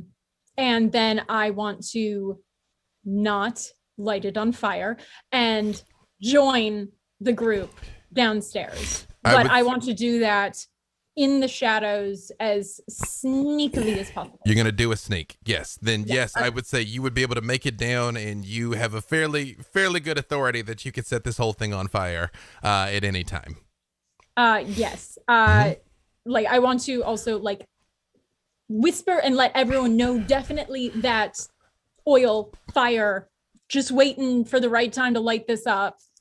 And let them know that. Or does all that movement, like, do I have more? Well, to get down from the upper levels and do it sneakily, you don't move as quickly, but you could get down in here into the fight where you basically would be ready to scrap next round if you like. Yes. Yeah, the most important thing was me just joining the group and letting them know that it has been placed. With your spider climb, I would say you can be clinging to the roof of the hold if you would wish when you come down. Or yes, I do wish. Perfect. All right, Ariza, you see the scene before you. You saw Melf hurtle a spell at her, and it just vanished, and she turned around and laughed as she now has unleashed something into this reality. What would you like to do? Well, it's my understanding actually that Ariza is upstairs. Well, I thought everybody came down to the hold. No, if you didn't want to come down to the hold, you did not. Okay. I did not, because I decided I wanted to go and help Viper, but I missed Viper by a second. Mm-hmm. And I got the general idea of what the plan was, but I did not hear what said plan was. And I go, oh, maybe Viper went to get a light. And I would have definitely told you. You left I before know she you got would. there. Yeah, you're gonna set him on fire. There is a door. Well, I'm going to tell you how this works in my head. All Mhm. right. I like where this is headed. Hey, You're the one that said maximum chaos, Viper. I would like, I was told maximum chaos, didn't get a follow-up. So I've decided, oh, you must have gone to get a light. So with that, I'm going to use burning hands to light the area on fire. And hopefully what I'm thinking happens is that little fire rain starts to drip down with the blood and the oil. The flames go out, and again, the wood is kind of soggy because it's a seagoing vessel, but it very much ignites. and consumes all of these. And yes, the flames do start pouring down. Downstairs, you guys see Matron Hoysail. She's the bearing and the lack of armor of a cultist mage with her wild hair and wilder eyes and Umberleaf's waves painted across her tattered jacket. And she just looks up as the flame starts coming down, and she's like, "Unexpected passengers, how droll, but not unwelcome. For the Wave Mother's servant will be hungry upon their arrival. You will feed them nicely." And again, the sigils scribed throughout the hold all begin to pulse with magic, and a deep groaning cry is heard from all around the ship. And through the portholes, you catch glimpses of the sea beginning to roil as the conjuration magic channeled by Matron Hoysail's rituals calls forth its servant. A monstrous, semi-spectral, semi-physical tentacle, flecked with a ghastly red and green, breaks the foaming water, and then another, and then another, and more, and then an enormous maw filled with razor-sharp teeth. "Behold," Matron Hoysail screams, "the Wave Mother's reign over the Sword Coast is at hand. All will fear the name of my matress and her servant. Release the Kraken." Melf, it is your turn. Well, I'm going to just double check. There's no way this thing has been conjured. There's no way to interrupt it at this point. I was just that much too late. So, you don't think you can stop it, but you do think you can perhaps slow it down if you were to disrupt the ritual. All right. So, looking at this, I mean, we got Infernal. I'm thinking I have to somehow separate these guys, get them out of the middle of the circle. I don't know if would a dispel magic do me any good on this one, or it's just probably too vast and it's a ritual. Probably going to be bad news, huh? Give me an Arcana check. Okay, I can do that. I also feel like my headcanon is that I went downstairs and was like, "All right, everyone, I did it. Don't worry. I saw Risa. She's on her way. Just don't light it." Is that fire? Whoosh. Yeah. Like, yeah. As I'm explaining it, I was just like, "God, I was just up there." I just want to let you know this is my second natural one of this game alone. Melf, as you're looking, you're like, it's the power of the gods. You were helpless before it to interrupt this. Umberlee herself snuffed out your minute meteors when you fired them, and yeah. In which case, I will simply draw. I'll just actually take my potion, or correction. I already gave you the potion. I'm going to walk over to Havilar, and I'm going to cast haste on her, and I'll let the last two Melf's meteors dissipate, because obviously Umberlee is not going to let me use them anyway, and I will haste Havilar. Well, I mean, you are aware that tentacles are coming up out of the water, so there is definitely other targets than just Hoysail. But with the one, I'm so got it. Yeah. You're like, clearly this is futile, right? She's you didn't know that Umberlee was meteor proof, but apparently she is. Happened. All right, haste on Havilar though. Perfect. Baloth, it is your turn. That declared thing. So there's a tearing in the air as this huge wolf-like form that sort of shifts into a mastiff and then into a Great Dane. This giant canine form made of shadow stuff materializes near her, which gives her disadvantage as Baloth points at her and says, "Away with you!" She turns and looks at you and she's like, No, I've worked too hard for this. You should not deny me. And she's gone. Because she got a big old 3 because of that disadvantage. Yeah, and that's and Baloth, of course, even though it looks like a pirate coat, it's still robes of the Archmage. It's like, the clothes make the man. This will be done. So she is gone for a minute. Yes. Yeah. So I'm keeping her gone. Has this disrupted the ritual? Slowed it down at all? You definitely hear like it has been harmed, but not stopped. All right, I could keep her away for a while, but I suggest we all circle up around where she was And then when she reappears, we ought to take a sucker punch on her, eh? Ooh, what's oh, hang on, something's wrong. I can't see any of you in Zoom now. Move like a true pirate. Wait, no, something's gone wrong. Oh, no, I think I no. understand.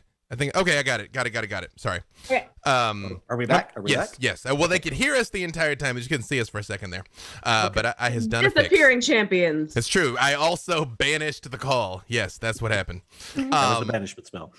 Perfect. But yes, she is gone for 1 minute. Also, without that disadvantage, she super would have passed. So well played, Baloth. Anything else from you? Basically, I'm ordering Najim and Marmaduke to sort of form up with me, get ready to attack her the moment she appears. So I assume we'll get opportunity attack when I drop the spell. Perfect. But for now, she is gone. She's gone for 10 rounds, which is an eternity for our purposes. Havilar, you see these tentacles are stirring in the water and coming up towards the ship. What would you like to do? And Zuni and Freely theoretically are just laying in the middle of the circle now.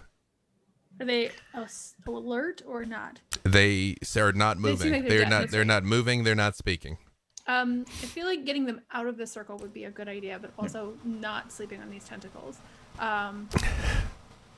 Your speed is doubled under haste. You have an And you extra have plus action two. too. And yank Yeah. Freely out of the. Yeah. I don't think I can yank Zuni. She's gigantic, but I think I could yank Freely out of the circle. Yeah, well, yeah, he's large for a halfling, but he's still pretty little. Yes. I could probably, because we've got 10 rounds, so well, you don't have 10 free rounds. The Kraken's going to do a thing this round. Oh yeah, things will happen. But I can see that we won't need Najim's opportunity attack on the matron right away. So I'll basically direct him to help Havilar. He can probably lift Zuni because he's a djinn. He's really strong. So right. Well, I mean, lifting and dragging, I would say between the two of you, you do pull them out of it. And as you get close to Zuni, Havilar, you're aware she is breathing, but she's not moving or reacting. She's unresponsive. Does that do anything to the magic? As you pull her out of the circle, you do see the glow begins to dim slightly, but still does not stop. Okay. Do I have enough to run back up to the deck, I guess? Well, so you have a whole other action because of haste, and your speed increases. So I would say you could drag her and dash and get back to you particular could, because you're super fast right now. Yep. Mm-hmm. Okay, so I get up there and I see the Kraken. Tentacles coming up out of the water. So bad. Oh. Good. Okay. So I get up there. I've used an action to pull them out of the circle. Yeah. Do I still have my attack then? Well, I would say you've used one of your actions to free Zuni and Freely. You have a second. I would say you could. So with your movement, you could get up there, and yes, you would still have an action. So I said normal... you probably have a bonus action because you'd need to dash, and that's an action for you. So you would have a bonus action when you got up there. Fair. Okay. I guess I can hit it with my. Oh, nobody else is up there with me though, right? Not currently, no. Drat. I think is Arisa up there? Well, Arisa is near the room she set on fire, so she is not on the deck yet. Okay. Which is a whole mood, might I add, near the room that you set on fire. Angela Bassett. Mm-hmm. Always go full weighting to exhale. When in doubt. Mm-hmm. I feel like there's no point to poking one of these things with the polearm, but I also kind of think Kevlar would do it anyway. Mm-hmm. So I will stab the nearest bop the nearest one with the end of the glaive. This is 21. Roll it. Let's see in its current state if that's enough to hit it. Yes, that is enough to hit it. Is your weapon magical, by the way? It is. Okay. Which has a great big 8 points of damage. Perfect. Does it retreat back to the other plane? You hit this tentacle and it retreats, and you hear from everywhere, kind of all around you, "Child of Asmodeus, why do you oppose us? You should have no love for the worlds of men. Correct me if I'm wrong, but you said you're going to eat everybody on land, and that includes me. So You've chosen death, then.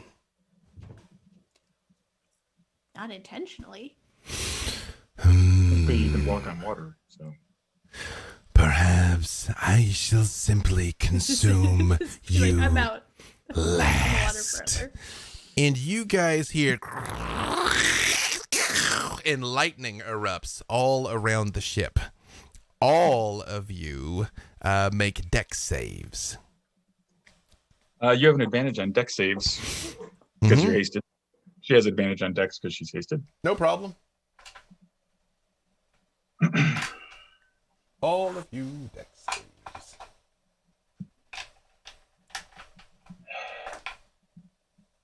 $16. All right. Dirty 20. Dirty 20. 13. How much was that, Bailoth? Sorry. 13. Okay. And Ariza? I think you might be muted, ma'am. Can't hear you. 9. 9. Perfect. And Viper? Also 9, but I'm going to be ready and waiting with evasion. Yes. Well, your evasion very much could go off as Bailoth, Ariza, and Viper do not make the save and take 20 points of electrical damage, not counting whatever your evasion is there, Viper. Melf and Havilar, you are able to evade it and only take half. And when you... My power grows. Soon you will not withstand me. And you see the tentacles come up and begin wrapping around the ship all over it. And you hear it crunch and whine as it is beginning to be squeezed by the Kraken. But that brings us back to the top of the round with Viper. It is your turn. Great.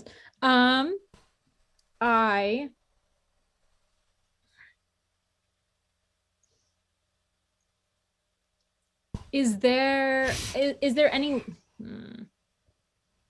way that I can move up to, obviously out of this room, up to like the top level where I can actually get at the Kraken and then wait and see? Wait and see what? Like, can I like split my... If you hold your action, you gotta. It's all or nothing. All right. I didn't know if there was. I mean, there's tentacles wrapping around the boat. I mean, like if you just want to stab at something, like you could hit something from even now in the hold as you hear it sort of like. Enjoy the view. No. Okay. So I'm going to then go up and yeah, I'm going to stay near wherever Ariza is. Lean over my shoulder and be like, "You just had to start the fire immediately. You had to start the fire immediately." Okay. And I'm going to... We didn't start the fire. You didn't start the fire? We didn't. Well, the ship is burning. But yeah, kind of almost back to back with Ariza. As I'm saying this, I'm going to sneak attack one of the tentacles. Perfect. That is wrapping around. All right, roll it. I will say it may not seem like it, but having gotten rid of hoist sail and disrupted the ritual has impacted the Kraken and what it's going to do. So those were good moves to make. Excellent. Does a 22 hit? In its current state, yes. I'm going to try to not read too much into that, but that was a scary comment, Mr. DM. Okay. All right. Oh, no. Thank goodness I have that extra that die. Mm-hmm. I am going to unfortunately kind of whiff it and hit for only 8 points of damage.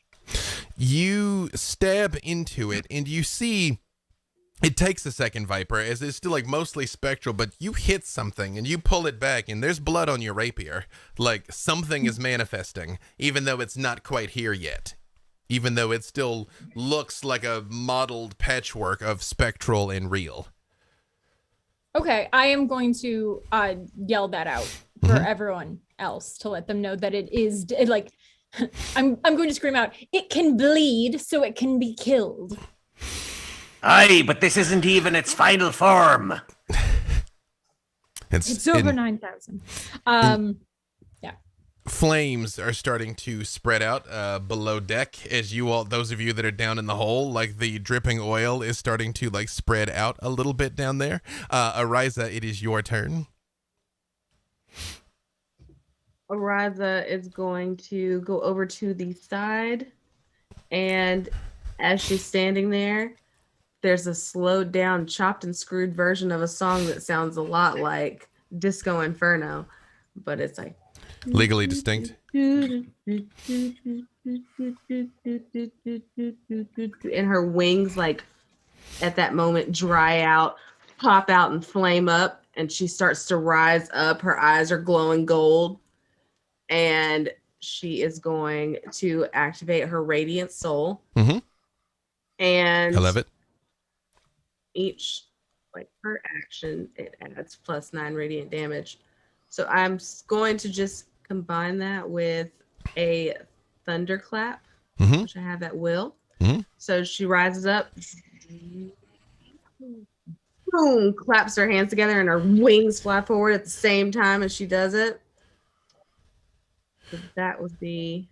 Is it an attack from you or a save from it? It is at will. So it is not like it's just a. Oh, Constitution save 16. All right. It's got a pretty chunky constitution, so it does make the save. You're tacky and I hate you.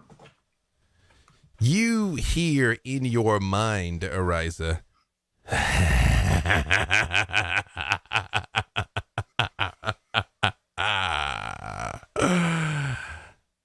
Cute.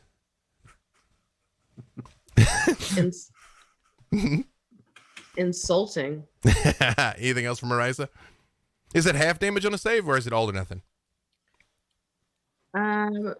No, it is. Hold on. Okay, but the spell's damage increased by 1d6. Must succeed on a con saving throw or take 1d6 thunder damage. Okay, roll the damage. But it's also +9 on all things with the Radiant Soul. So perfect. It's gonna be Melth and then Baloth, by the way. Just give me the damage when you have it there, Ariza. So Melth, what would you like to do? You're down in the burning hole with 2 unconscious compatriots that are out of the ritual circle. It is starting to go up in flames. 2 have departed, but you are still down there. I think that now is the time for me to get close enough anyway, observe the center area. I think that's the epicenter. I'm going to go ahead and cast Dispel Magic at 5th level on that space. You put your hands down and the glow drops dramatically and you hear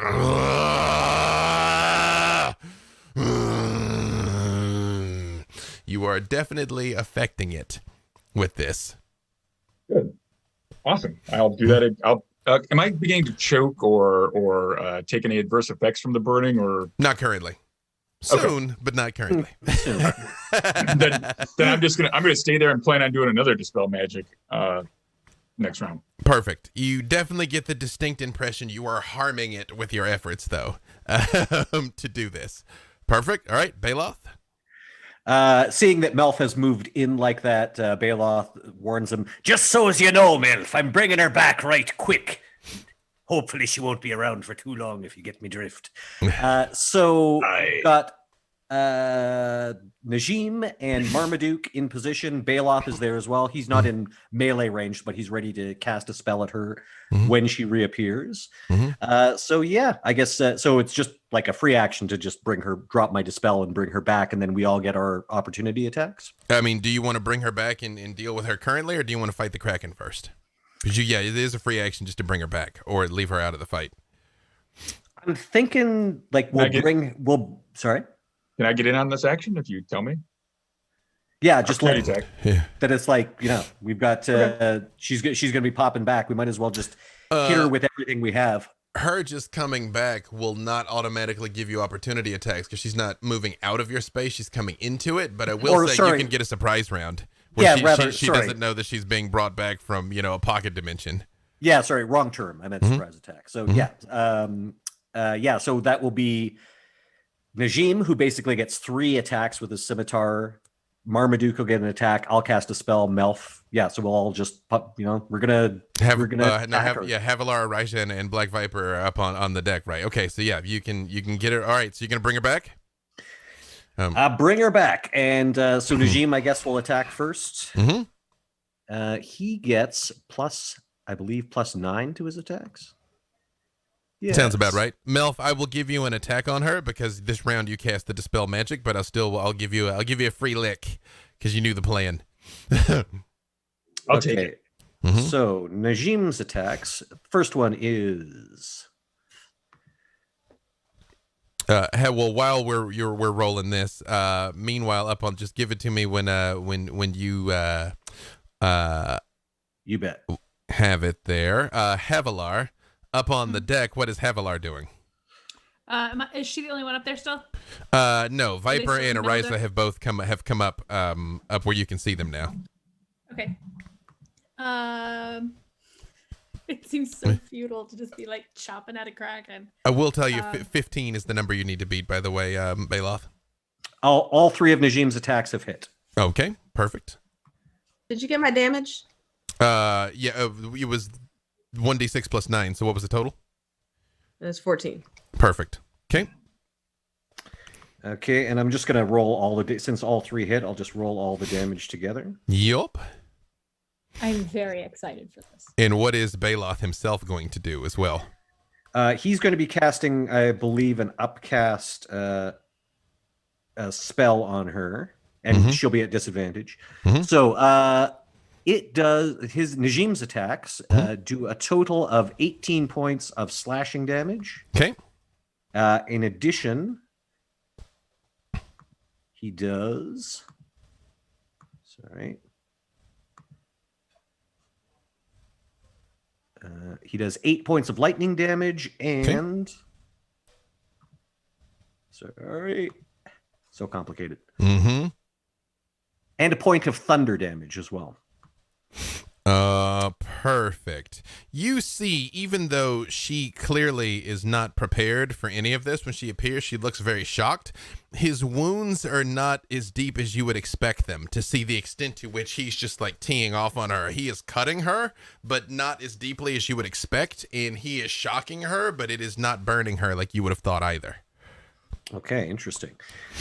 Meanwhile, Marmaduke is going to attack. And he is Direwolf, so he's going to get, I believe, a +5 on this attack.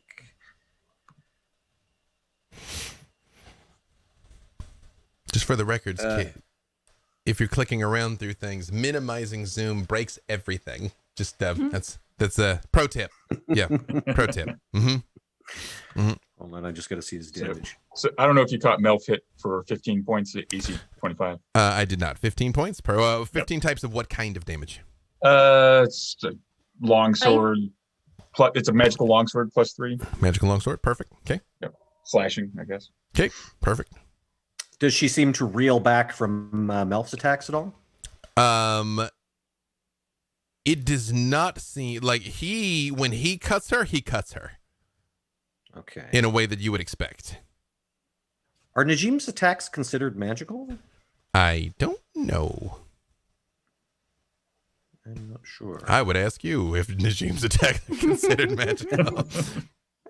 I'm using just standard Jin stat. I think Najim's a bit tougher than that, but I'm using for these purposes. I'm using standard Jin attacks. Let's just say that they are. And let's see. So Marmaduke is gonna do.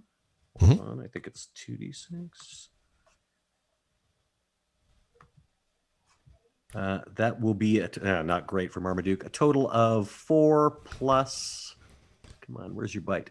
So a total of 7 points of piercing damage. Perfect. Got it. All right. Havilar. Again, yes, Mouth. Oh, and then Right. sorry, finally, I've got all these followers. And then finally, Baloth is going to hit her with a Cone of Cold. All right. Obviously, trying not to. Can I get it without hitting other people? You can. A surprise target doesn't automatically fail, but she gets disadvantage, right? She gets disadvantage. It's a DC 19 Constitution save. I rolled 2 4s. So Okay. Yep. She's just going to take all this damage, hopefully, or at least a lot of it. And take it in the face. She takes 48 points of cold damage. You notice again, as you just like blast her with this, she does not seem affected like you would expect. Like, I mean, like frost begins to form on her, but not the extent that you would have anticipated. All right, magic missiles from now on. All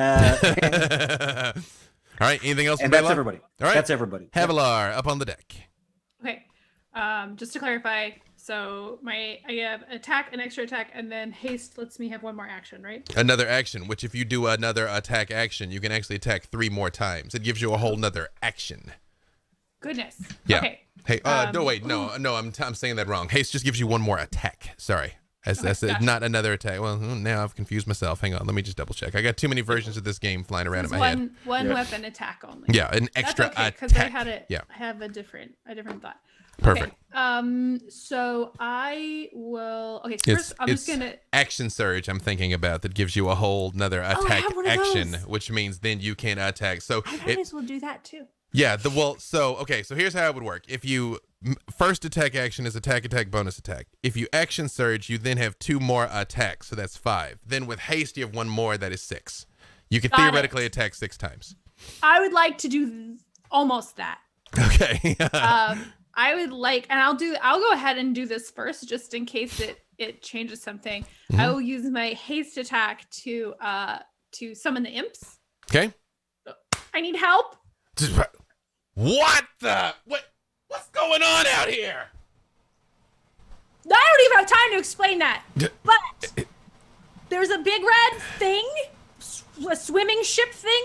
I think they said it was a subterfuge. I don't remember. But you need to go get them and tell them to come here and do their thing on this. That makes far less sense than you think, but okay, we'll figure it out on the way. Swimming boat full of drow that shoots things. They do fly in the direction that you pointed. Okay. Mhm. I'm gonna go ahead and attack the first one with the precision attack. Oh my gosh, give me Okay. the things where I need them to be. I know that feel. Also, apologies, everybody. We might go over slightly to resolve this heroic encounter here, so stick with us to see if they can stop the Kraken before it manifests fully on the Sword Coast. I won't do that. But actually, here's a question. Or do. If I don't need it. I don't think I need it. A sweeping attack. Can I hit one tentacle and then another tentacle, or is it all one creature? There's it's a single creature. Okay. Well, I rolled a 20. That is enough to hit it. None of these let me add it to the damage. We'll pick this differently. Anyway, okay. So that's 9 damage on the first one. Okay. And then if I'm going to use my action surge, I'll go ahead and attack again. Okay. That one is 28. That is enough to hit it. Mm-hmm. It does. The damage rolls are killing me. Is an 8. Mm-hmm. Then the bonus attack is a 21 to hit. That's a hit. It does. Well, you only get the one bonus. 5. It takes an action to summon the imps, right? Is that what it was? Okay, cool, I think cool. so. Yep. I'm asking you. So that okay. was my haste. That's honestly that's been DM because I made that up. It's not Perfect. in the book. Got it. Okay. And Sounds then right. for action surge, Mhm. I will hit it one more time. Oh, but I'll miss because I rolled a 1. That is a miss. And then my second attack, I'm going to use Commander's Strike, Mhm. and I'm trying to think of who did a bigger boom. Ariza. Mm-hmm. I say hit it again, and then you get to use your action as a reaction to wallop it. Go ahead and attack, Ariza. Do that cool wing thing again, or whatever. It's just an attack. It's not a whole lot. It's not. You can't cast a spell. You can attack. Oh, well then I would have picked the Rogue because then she can. I know I looked up. You can sneak attack. That's fine. Okay. Yeah. Yes. Sorry. You can give it I to the really Rogue want to see the instead. wing thing, but I mean, that's fair. Black Viper, do the thing from Chapbook 3. You don't know what that is. I don't know. I look over my shoulder. I still haven't read any of them. I don't know what that. I'm going to guess. I'm just going to guess. And I'm also going to internalize what you wanted, and I'm going to raise my cape up like this so it kind of looks like I got wings and glow. I have a natural glow, and I'm going to go ahead and attack one of the Roll it. wiggle arms. I can't remember the word. Tentacles. The word is tentacles. Thank you. You've watched enough anime. You should know what you should know. I said what I said. And I said nothing. Okay, so to attack 27. That is enough to hit it. Excellent. And you would be able to sneak, because you didn't sneak attack on your turn, correct? I looked this up. Apparently, she can sneak attack even if she did it on her turn. She can Oh. do it again for this. Well, Mazel, sneak attack again. You can do a I sneak. did not understand this at all. Mm-hmm. Excellent. So that is then a 23 in damage. Perfect. Does Black Viper have a magical weapon by chance? It's magically good. No, it's got nice. It's some magic in your heart. Perfect. Got it. Friendship is the real magic. Yeah. Perfect. You stab it, and you definitely feel like it's more solid than it was the last time. And when you stab it, it just says, insects, pests, blasphemers, die. And tentacles smash through the sides of the ship and wrap onto the decks and grab each and every one of you. It hits you all. No. And you are picked up by tentacles and restrained as they begin squeezing each one of you. So when you are restrained, your speed becomes 0. Attacks against you have advantage. Your attacks have disadvantage, and you automatically fail dex saves, as it has you all picked up off the decks of the ship. Everybody. It hit all 5 of you. Has it got Najim? It got Najim and Marmaduke, and honestly, Okay. even picked up Freely and Zuni's unconscious bodies, and has picked all of you up in its infinite tentacles. I was about to say. its good Thanks, people, everyone. Thank you. Vermidal champions. Appreciate it has a number. It is a tentacular kraken. Thank you. But So me cloak all of these displacement wiggle does no fingers. good then. it does not. Oh, I get it. That brings us back to the top. Viper, you can attempt to escape its grasp, or you can attack with disadvantage. I mean, to her, that's kind of the same thing. If it's dead, it I lets mean, go. I That's don't true. think I can sweet talk it into letting me go. I mean, are you um, going to try? It is talking to you. It seems intelligent. I don't trust that my charisma is that high. I have high charisma. I'm like, I mean, I can steal the pants off of Melf, but I don't think I can charm a kraken. Yeah, I'm going to try to push my feet against the tentacle Mhm. and try to break out of it. All right, give me acrobatics or athletics. Which, guess which? You know, I want you to know that it's zone of safety. You got options. Oh, loving that extra D6. Just saying, chat. Thank you. All right, that is now an 18. One thing I didn't mention, you each take 14 points of damage from those tentacles. Yep. Really? It was not a loving caress there. But yes, I assume my evasion didn't do much. not for an attack. Not for an attack. Can I go ahead Oh. and use Oh. Hellish Rebuke on it? Could You it hurt absolutely me? can. Yeah, 100% you could. Although it's got to save against that, right? No. Yes. Yes. Oh, it does, and it's terrible. It's just a Dex 13. It makes the save. The tentacles are like, but I think you half That's damage. I believe it's half. It's half. Okay, cool. What was that on your This escape wasn't there? a thing when I wrote it. On me? Yeah. 18. Oh, that is enough to wriggle out of it, as it's like squeezing you tighter. You whoop back down to the deck. Excellent. However, so that as does take an I action to escape, but you still got your bonus action, movement, reaction, anything of that nature. fair. So I have my feet against it, and as I break free and do a wonderful like floaty backflip to land, I totally do like a superhero landing and look up and go, "I am no insect. I am a viper." Just because I always wanted to do that. It is duly impressed. Yes. Anything else from Viper? Honestly, my thought, like, I don't know why we're trying to save this ship. We want this ship to go down. So I'm honestly going to, Theoretically, if your friends get out of the hole, there's no reason to attempt to save the muskrat, except for the fact that you're on it and it is rapidly going further and further out to sea. So there's that, and the Kraken's in the water. But besides that's that, very you fair, don't but need it. also like, you know, covered in sigils and evilness, and it seems like something's connected and all this kind of stuff. So, I mean, I just feel like everything needs to go. All right, looking at all of you, I'm going to run over to the tentacle that is holding Baloth. Well, Baloth's down in the hold, but you could you would be able to get to the ones on the deck are Ariza, Havilar, and you.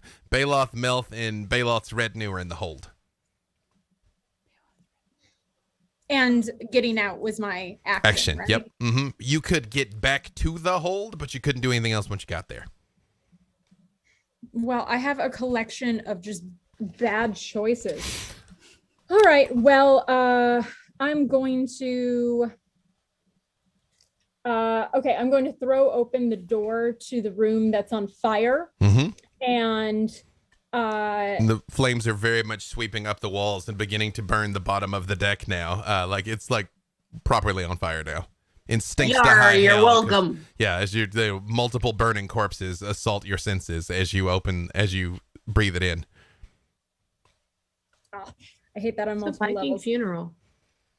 Okay, unfortunately there's not a whole lot I can do. So once I check to make sure that it is burning, I'm just going to hide. I'm going to hide in the shadows and get ready for the next round. Roll that hide. What was that on the Hellish Rebuke there, Havilar? I did not forget. Oh, sorry. It was 8 points. Is that the halved? It's 8? That's the halved. Perfect. All right. And then we took 14, did you say? Yes, I believe. Let me double check. Yeah, you said 14. 14. And Ariza, it's your turn. And after Ariza, it is going to be Melf's on deck. Okay, and I'm not constrained anymore by the Kraken. Right? You are restrained. Yeah. You have to use your action or some other way to escape it. Otherwise, it's holding on to you. But can I cast a spell from being caught, or would it just be disadvantage? Yeah. Well, if you have to attack with the spell, your attack roll will have disadvantage. But yes, you can cast spells while you are restrained. I would like to use my charisma and try to As an perform attack. my way out of it. What exactly would you like to do? I'm gonna sing a song and radiate natural energy. Okay. Kind of my jam. Go And hopefully on. my microphone, hopefully my sound guard doesn't cut it out. Charm, But it suckers off. Viv knows this song. You will now suffer. It's time for you to feel my vengeance. You should put all my friends down. Oh, know that I'm gonna kill you. Let us go, you big awful dolt, or feel the sting of my guiding. Like it's just a performance and I'm gonna roll it now. What's gonna happen? Well, if you have to attack, it is disadvantage because it does have you restrained. The first one's a 23. The second's a 24. That is enough to hit it. Oh, let me go. How much damage do you do? Let's see. That's an attack plus 9.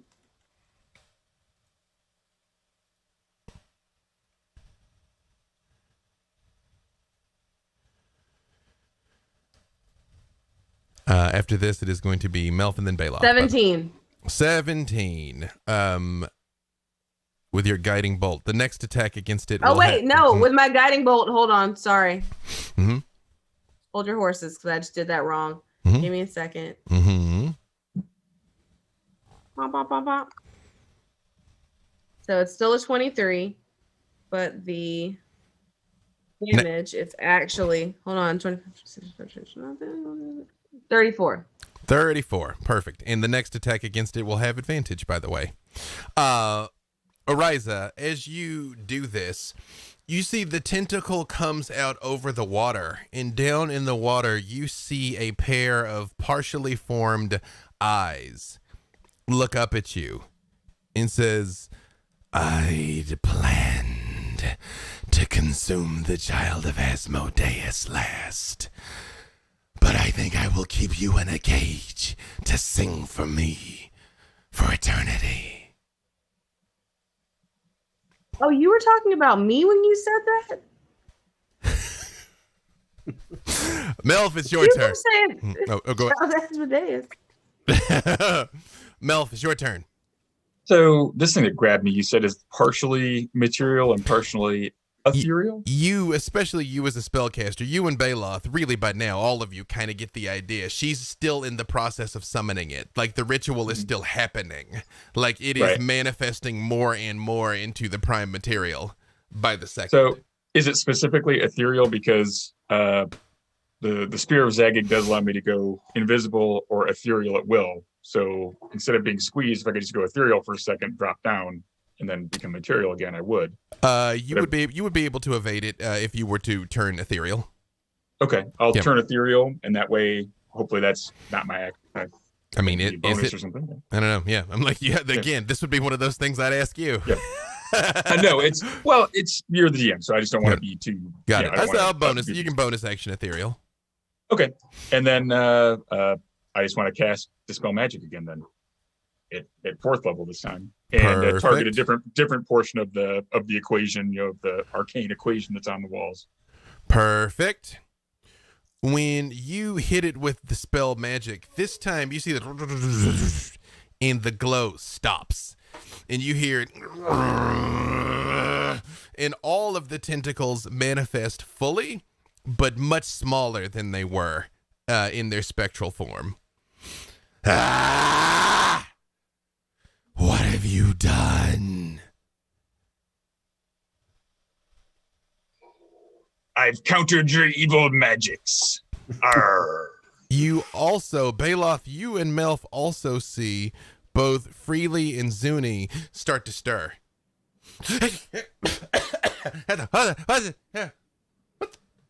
Where? That's a lot of tentacles, you guys. What is going on? Baloth, it is your turn. All right, so is Baloth still restrained by a tentacle? Oh, yes. You, Okay. I mean, the only ones who have escaped are Black Viper and Melf. The rest of you are restrained by tentacles. Okay, so Baloth just sort of looks over to Najim and says, Mr. Najim, be so good as to kill the matron, would yous? and Najim turns into gaseous form. He uses that ability, and so he is free of the tentacle now. Baloth, he's within. He can probably get freely with this. Baloth gets a hand free and goes and dimension doors away, taking freely with him. And I assume I'm on my carpet, so it goes with me as well, right? Yeah, where are you gonna dimension door to? Let's get a good bird's eye view on this situation. Freely and I are both going to teleport 200 feet straight up. Wow. Is that a kraken down there? Like, I thought it was like much bigger. Like, I mean, don't get me wrong, this is like objectively terrifying and it's going to destroy the ship, but wait, is that a drow submersible? Aye, Mr. Freely. I see you've got eyes in your head. How long was I out? A while now, but don't worry. I think we're in the end game, so to speak. Oh, well, all right, let's do some heroing. You see he draws one sword and the second sword just comes out of his mechanical arm. And he's like, oh, well, I mean, thank you for that. Thank you. And then using my move, I take the carpet 80 feet down in a dive. So we're now 120 feet away from, I guess, the surface. Meanwhile, so Najim can just attack because he's free now. He can just attack the matron, right? Yep, he sure can. And I'm going to add Freely and Zuni and the Drow to the initiative track. Actually, Zuni will act with you, Havilar. So for his attack, he rolled terribly. As did the Drow. Yeah. Okay. And can Marmaduke attack the tentacle that's attacking him? He sure can. He'll roll with disadvantage, but he can. Okay, let's try that. Roll twice. Oops, sorry. Gotta redo that.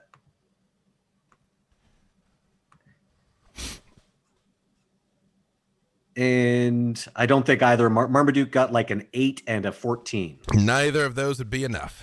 Yep. Okay. As he is hoisted up into the air. All right. Anything else for Baloth?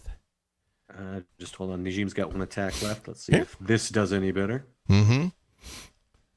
That will be a 20. That is enough to hit.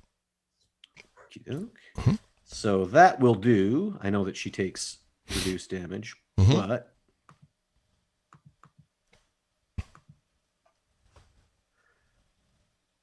that will do 15 points of slashing damage. Okay. Plus another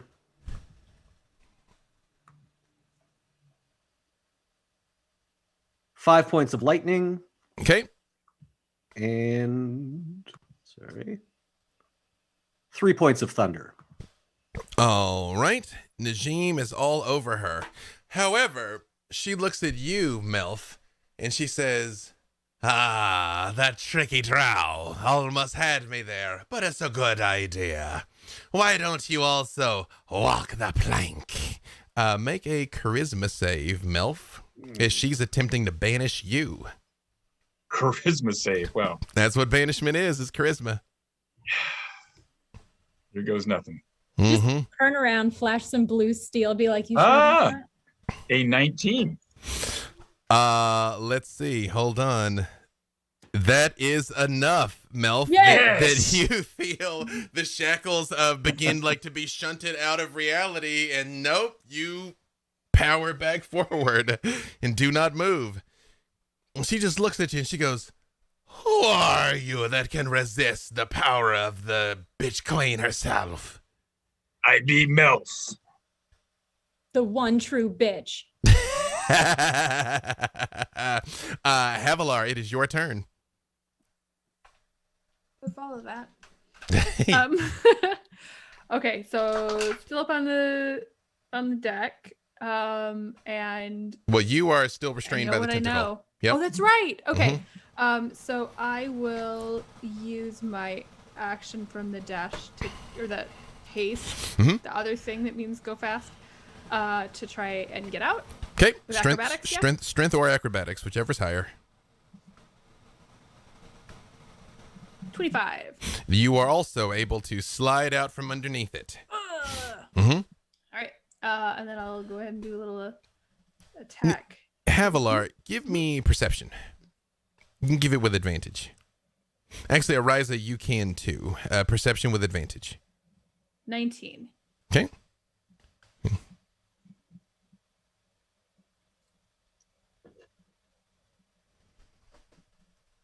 And what did Ariza get?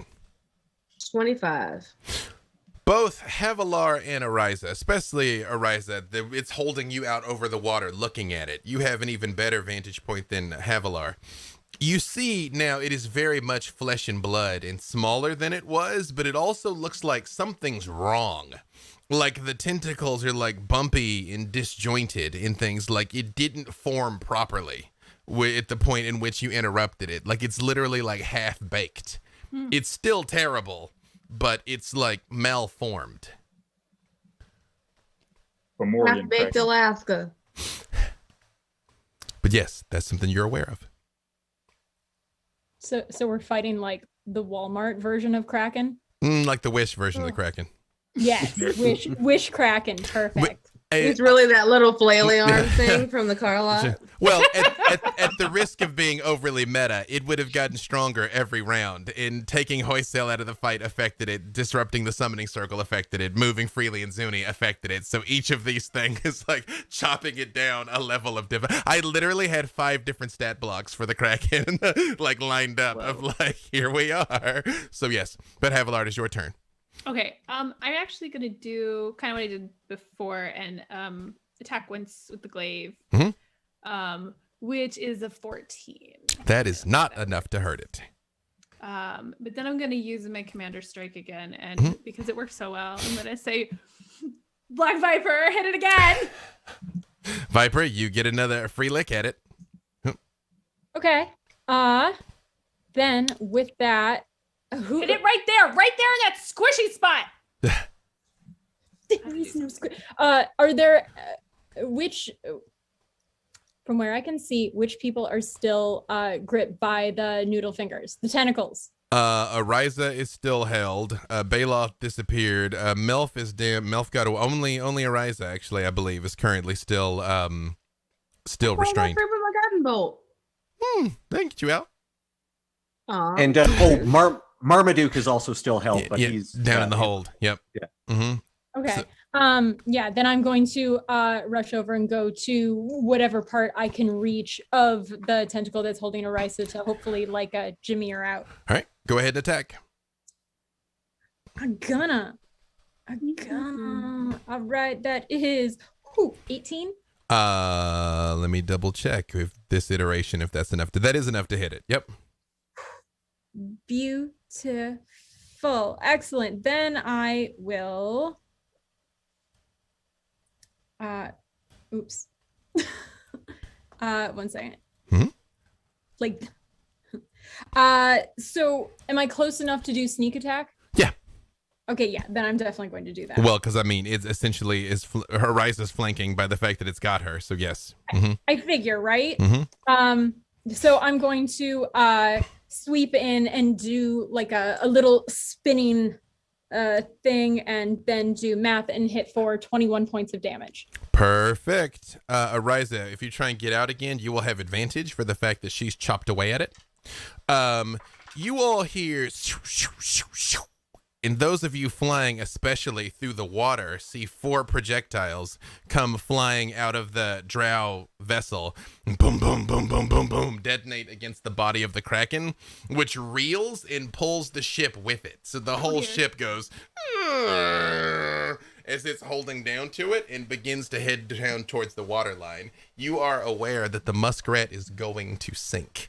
Down in the hold, Melf, give me a dex check. Got it. Dex acrobatics, dex save. Dex save. Got it. Actually, all of you give me dex saves. Not Baloth, you are flying. And not Ariza, you are, for once you're being restrained is actually to your advantage. Everybody else give me dex saves. 17. 17, okay. 14 for Havilar. Okay. Viper. That's an 18. Havilar is you were like, do the thing, and she's Wait. Yes. Did I fail? Oh yes. Can I use my Indomitable to try it again? You can. You get advantage on dex saves too Oh, because do I you're get hasted. When I Does do haste give you Indomitable, do I advantage? Get it again? Haste gives her advantage on dex. Well, you dex. would get advantage, and if you use it, well, first roll your advantage. Well, I guess you're saying the advantage wasn't enough. When you Indomitable, Okay. what is it?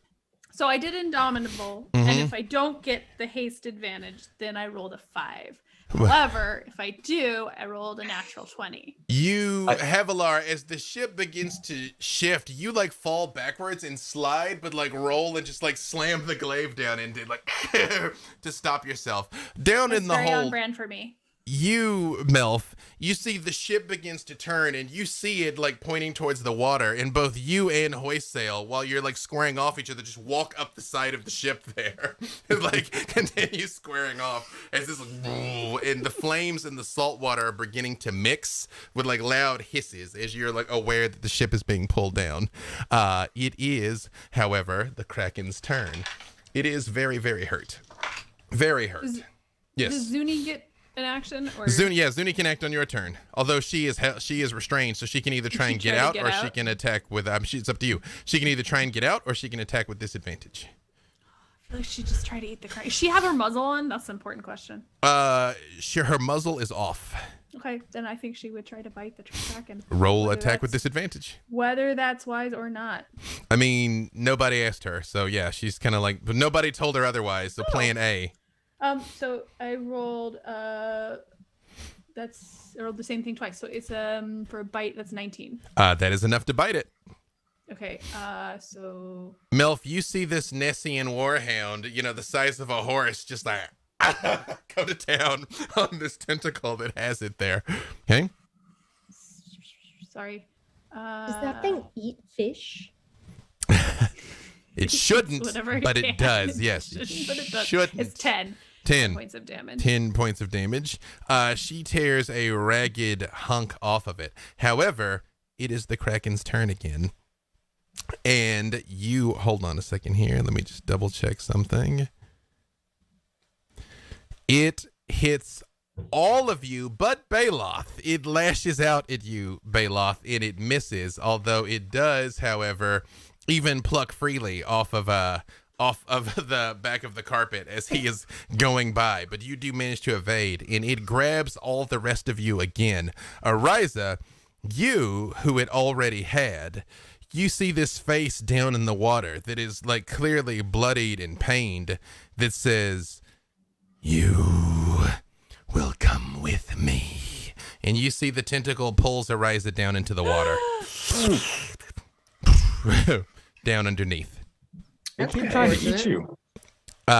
That brings us back up to the top. Delectable. Viper, it is your turn. Although now you are freshly re-grappled, as it very much is pulling the ship under the water. Like, it's clear to all of you. It's going down now. When I was getting grappled, once again, I couldn't use evasion or try to... Same thing. It's just, if it hits, it grabs you. That's how the Kraken works. And it's got a pretty chunky bonus. It only missed Baloth because it got a 1. Otherwise, it kind of doesn't miss. That's fair. I mean, it's worth a question. All right, yeah, I'm going to I will say it is clearly grievously injured. Like, the tentacles they're burned, they're cut. I mean, it's like it's deeply harmed. It is also very much still fighting. Every single one of my other like chaotic creatures is like, bite it, and I'm like, no. If Snacks were here, maybe, yeah. I'm going to heck, I'm just gonna try to stab it. Okay. I'm going to try to attack it. You would roll disadvantage if you don't try and get out first. I understand that. Can you Can you escape with a cunning? Can a cunning action escape? Actually, I don't play. I've got no rogue high enough to know really. Dash, disengage, or hide. Yeah, that would not be it. None of those would be it. So yep, you're just gonna do a stab. Yep, roll it with disadvantage. All right. And after this, it is going to be a waterlogged Ariza who is being pulled down.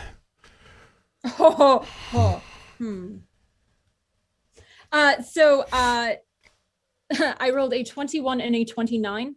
Those are both enough to hit. So yes, you are able to hit it. However, it's not a sneak attack now. You got nobody else near you. That's fair. Mm-hmm. And I'm going to add the wonderful D6 that Mm-hmm. I love more than anything. And that's a 16 points of damage. Perfect. You stab deeply into it, and greenish orange blood just like billows out of it. And it just sort of like shudders when you stab it, but it does not let you go. Okay, as I stab it, I yell out, "You are gross, you are sticky, and once again, there was no consent for this." And I stab. Ariza, down in the water, you see the face of the Kraken. It's a crested, horned thing with piercing red eyes and this like huge maw that extends out, and the tentacles come out of the back end of it. Basically, it's almost like a gargantuan octopus with a face, and it looks at you as you are coming down, and it just says, "Offer yourself to the wave, mother. there may still be time to save your friends. But but it is your turn, Ariza. You are still restrained, and technically you're not drowning yet, but you're going to have a real problem underwater soon. The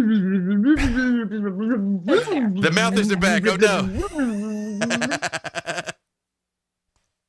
And with that, she is going to cast Flaming Sphere around the leg that's holding her. Mm-hmm. And as a bonus action, I am not a monster. I will allow you your verbal spell underwater. I know people that won't. I am not such a person. Yes, okay, go ahead. The headcanon is that Practically. bubbles are coming up, and as they pop, we hear little like voice bits of like it's just like bubbles come up, and it's like, how dare I've never, Yeah. you dare. I'm Azareth, gonna- Metreon, Synthos. Whoosh. Yeah, okay. Uh-huh.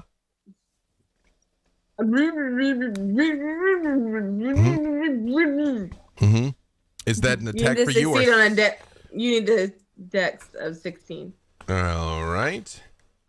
It got a natural 20. So, yes, it made it. I was cracking. He's a hoe. You are adorable, little angel. But I have a bonus action. You do?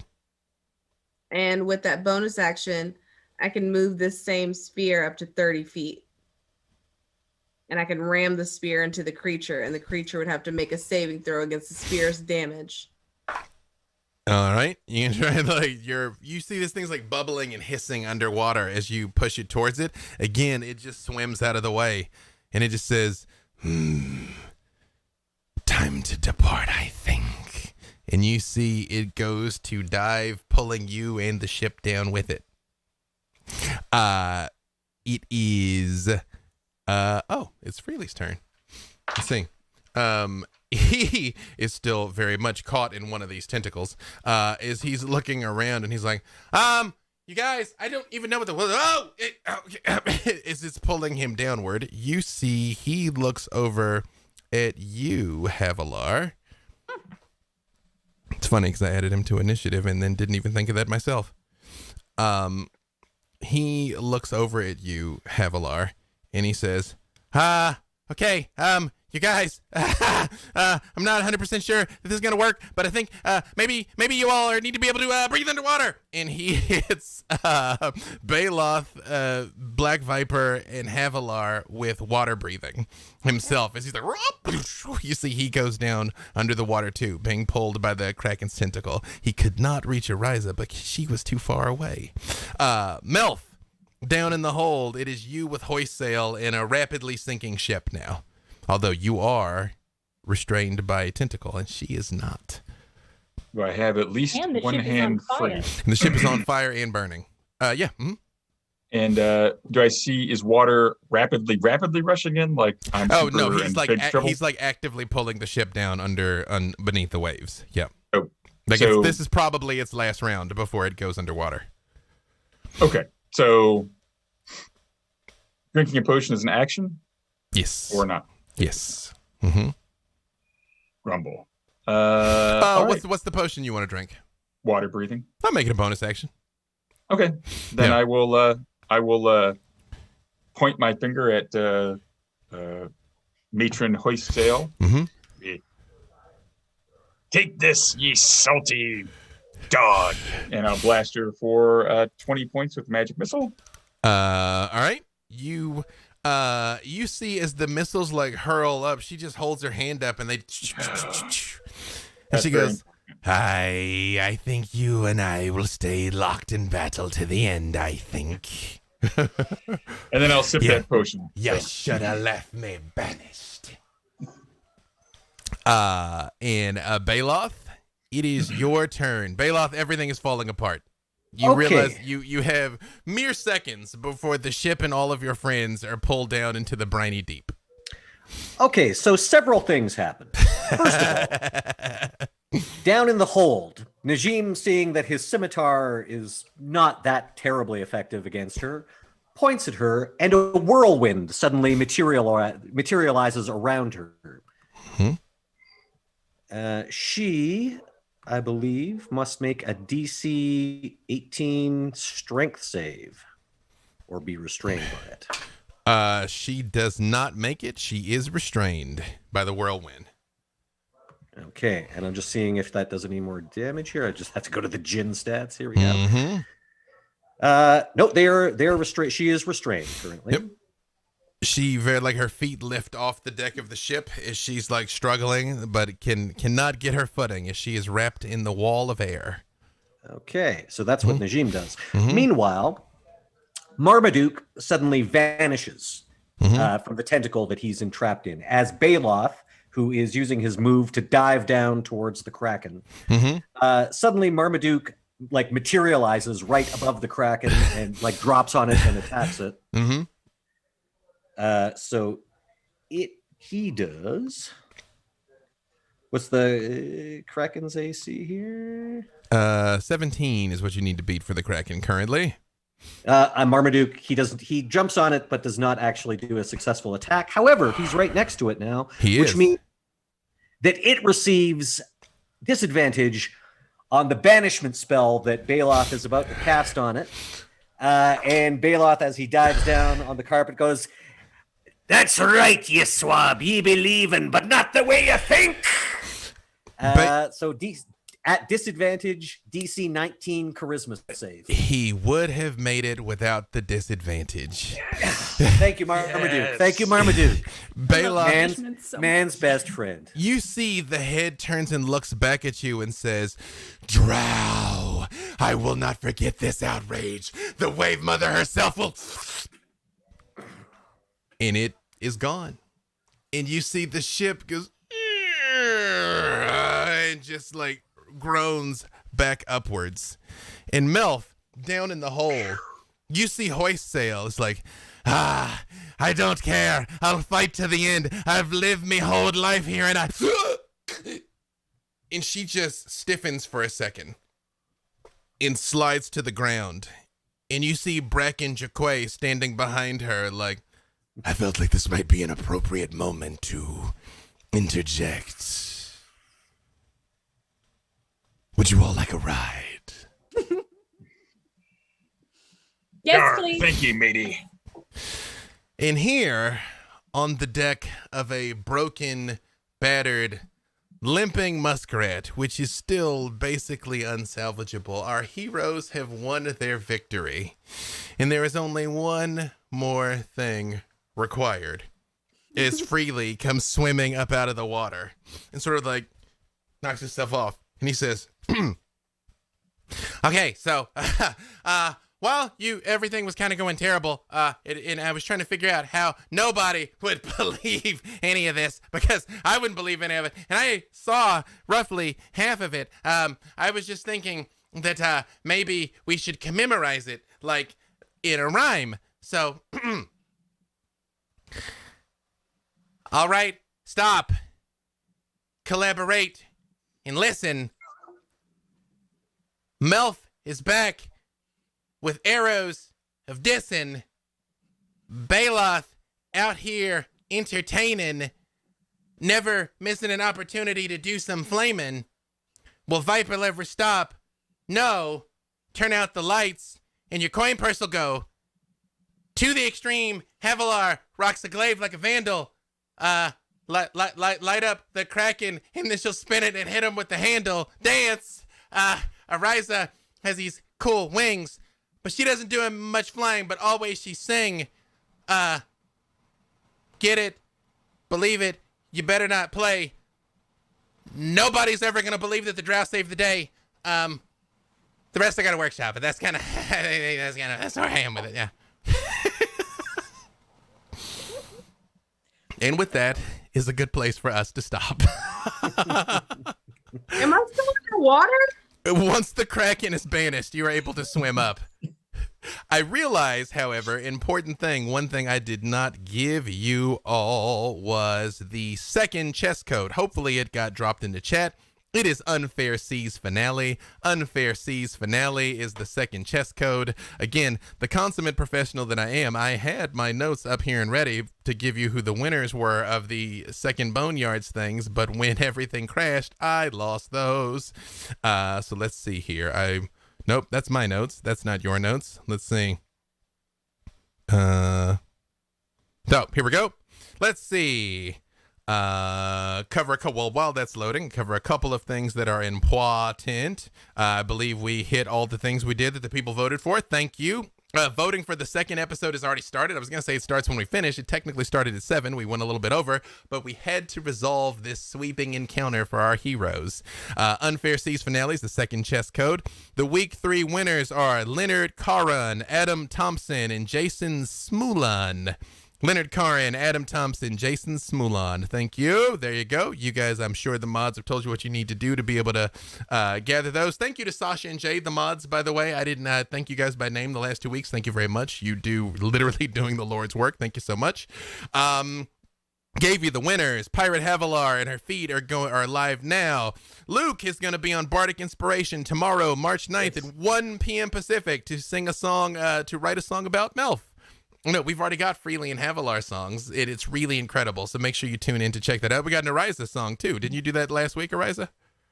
In fact, at the beginning of the episode with Melf, JCM will sing the Ariza song again. So there you go. That's right. You have a chance to hear it. It's Aaron, what's commonly called a bop. Hey, Aaron will be on Idle Insights on Thursday at 1 to talk all things Havilar. Idle Champions presents an obscure D&D lore, as we are wont to do. Again, the vote for the next episode is up now. Tune into Idle Champions on Twitter to find out more about next week's show. Apparently, I'm not supposed to tell you what it is. So as a good company man, I won't tell you what the next arc is, but we are beginning a new arc of 3 next week. I will tell you, however, this is when we will be bidding adieu to the beautiful Black Viper and the powerful Melf. So thank you, Vivka and Luke, for joining us. Thank you all for hanging out with us. I know we ran over a little bit. I apologize, but again, you can't rush the Kraken. And I do want you to know there was a time component to that, and if you guys hadn't won in time, the real CR23 Kraken would have just been loosed on the Sword Coast and would have been everybody's problem. So We know. We know. Yeah, every little thing you think might not have helped really did. So with that being said, I'm going to let all of you know, let everybody say who you are, where you can be found. Now, Aaron, you've had to do this a couple of times today. So would you rather go first or last? I can go 2 different directions around the horn, Aaron. Do you want to do it? Or do you I'll want go to... first. All right. And we'll see what I can remember. You can find me on Twitter at Aaron M. Evans. I'm on Champions of Lore Mondays at 11 with B. Dave and Trevor Bettis, talking about obscure Forgotten Realms lore that belongs in Idle Champions of the Forgotten Realms. Like B. Dave said, on Thursday, I'll be on Idle Insights with Dylan. And on Wednesdays, you can find me on Dungeon Scrawlers, twitch.tv/Dungeon Scrawlers at 6:30 Pacific PM, playing Cecilia, who is definitely not a warlock. Not at all. Mark. Hello, I'm Mark Meir. You can find me on Instagram. You can find me on Twitter. You can also find me online playing role-playing games. And on this Friday, I'm going to be starting a campaign that is set in Ptolis. On behalf of Monty Cook Games, we are bringing Ptolis to 5th edition. And I believe we'll be going for 4 weeks. You can watch that on the Rock Punch ATL Twitch. And you can also listen to me on The Stitch of Fate, a podcast by night, which drops every Friday, a Vampire the Masquerade actual play podcast. And you can find that pretty much anywhere you find a podcast. Perfect. Christina. Hi, I'm Christina Ariel, KRYSTINA and that's on Instagram, and that's on Twitter. And you can usually find me on Twitter because I don't have anything else to do except for everything else that I have to do. So it's by default. That's where I hang out. You can also find me on the Star Wars YouTube and StarWars.com on Star Wars The High Republic show, which is a bi-monthly show that I host for Star Wars. And make sure you like and subscribe and press that thumbs up button because good stuff. And other than that, I got some stuff coming up, but I can't talk about it. So I'll just be right here. It's a mood. And again, our wonderful guest, the lovely and dangerous Vivka. I really thought that you were going to say that you're going to say Luke there. He is also Hi, lovely and everyone. dangerous. Yes, again. Porque no los dos. Hello, everyone. I am Vivid Vivka. That's Vivka, not Vivica. I hang out mostly on Twitter and TikTok of the same name, Vivid Vivka. I am going to be doing a game this Saturday. Is it the Search for Gaxmore or the Road for Gaxmore? Search For Gaxmore. It's a 3-episode lead up to Gary Con. We are on the 2nd episode. And I know you're in it too. B-Dave's in it too. But it is so much fun. It is amazing. I got a character that I actually have skits of on my TikTok because that's my day. But yeah, please come hang out on Saturday while we are we're basically kind of like a Guardians of the Galaxy A team, and it's so much fun. It's so much fun. I'm a reanimated drow who's not necessarily happy to be alive. Also, we gave super shout-outs to Snacks this morning during Champions of Lore. The Snacks, the Cobalt Barbarian, is an experience. Believe it or not, I'm going to jump just slightly ahead because, Luke, I'm going to let you sign us off because you got one of the biggest announcements of what's going on. B. Dave Walters, y'all already know me. Y'all know where I am, at B. Dave Walters, or also have a bunch of stuff. Can't announce next week. 3 shows starting, but apparently can't talk about them yet. So Monday, Champions of Lore with Aaron and Trevor, back right now. Next Monday at 4 Pacific for the next stage of our Idle Champions Presents journey. And I will hand it over to you to close us out, Luke. I'm Luke Gygax. You can find me at Luke Gygax on Instagram and Twitter. And I'm on Facebook. I'm on TikTok, but I'm still trying to figure out and get up the nerve to do some TikToks. But you can find me there, friend me there, and eventually I'll figure that out. I have to thank Idle Champions not only for letting me play in this awesome Unfair Seas campaign that was great, really enjoyed it. But they're also the sponsors for March to GaryCon, which will be happening next Saturday, 13th and 20th will be the final round, and we have that 3-part. With Search for Gaxmore with Jason Charles Miller jamming. It is amazing.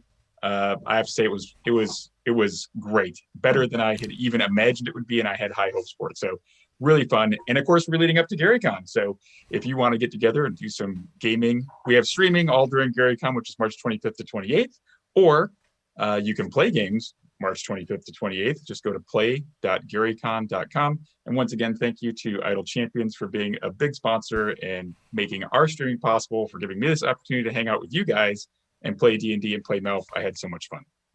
Perfect. And again, thank you all. I know we ran a little bit over. I appreciate it, but I'm going to let you go back to doing what it is that you do. Hopefully, last week the Stream Deck worked correctly when I pressed the button. We're all about to find out. So in the meantime, log into Idle Champions, vote so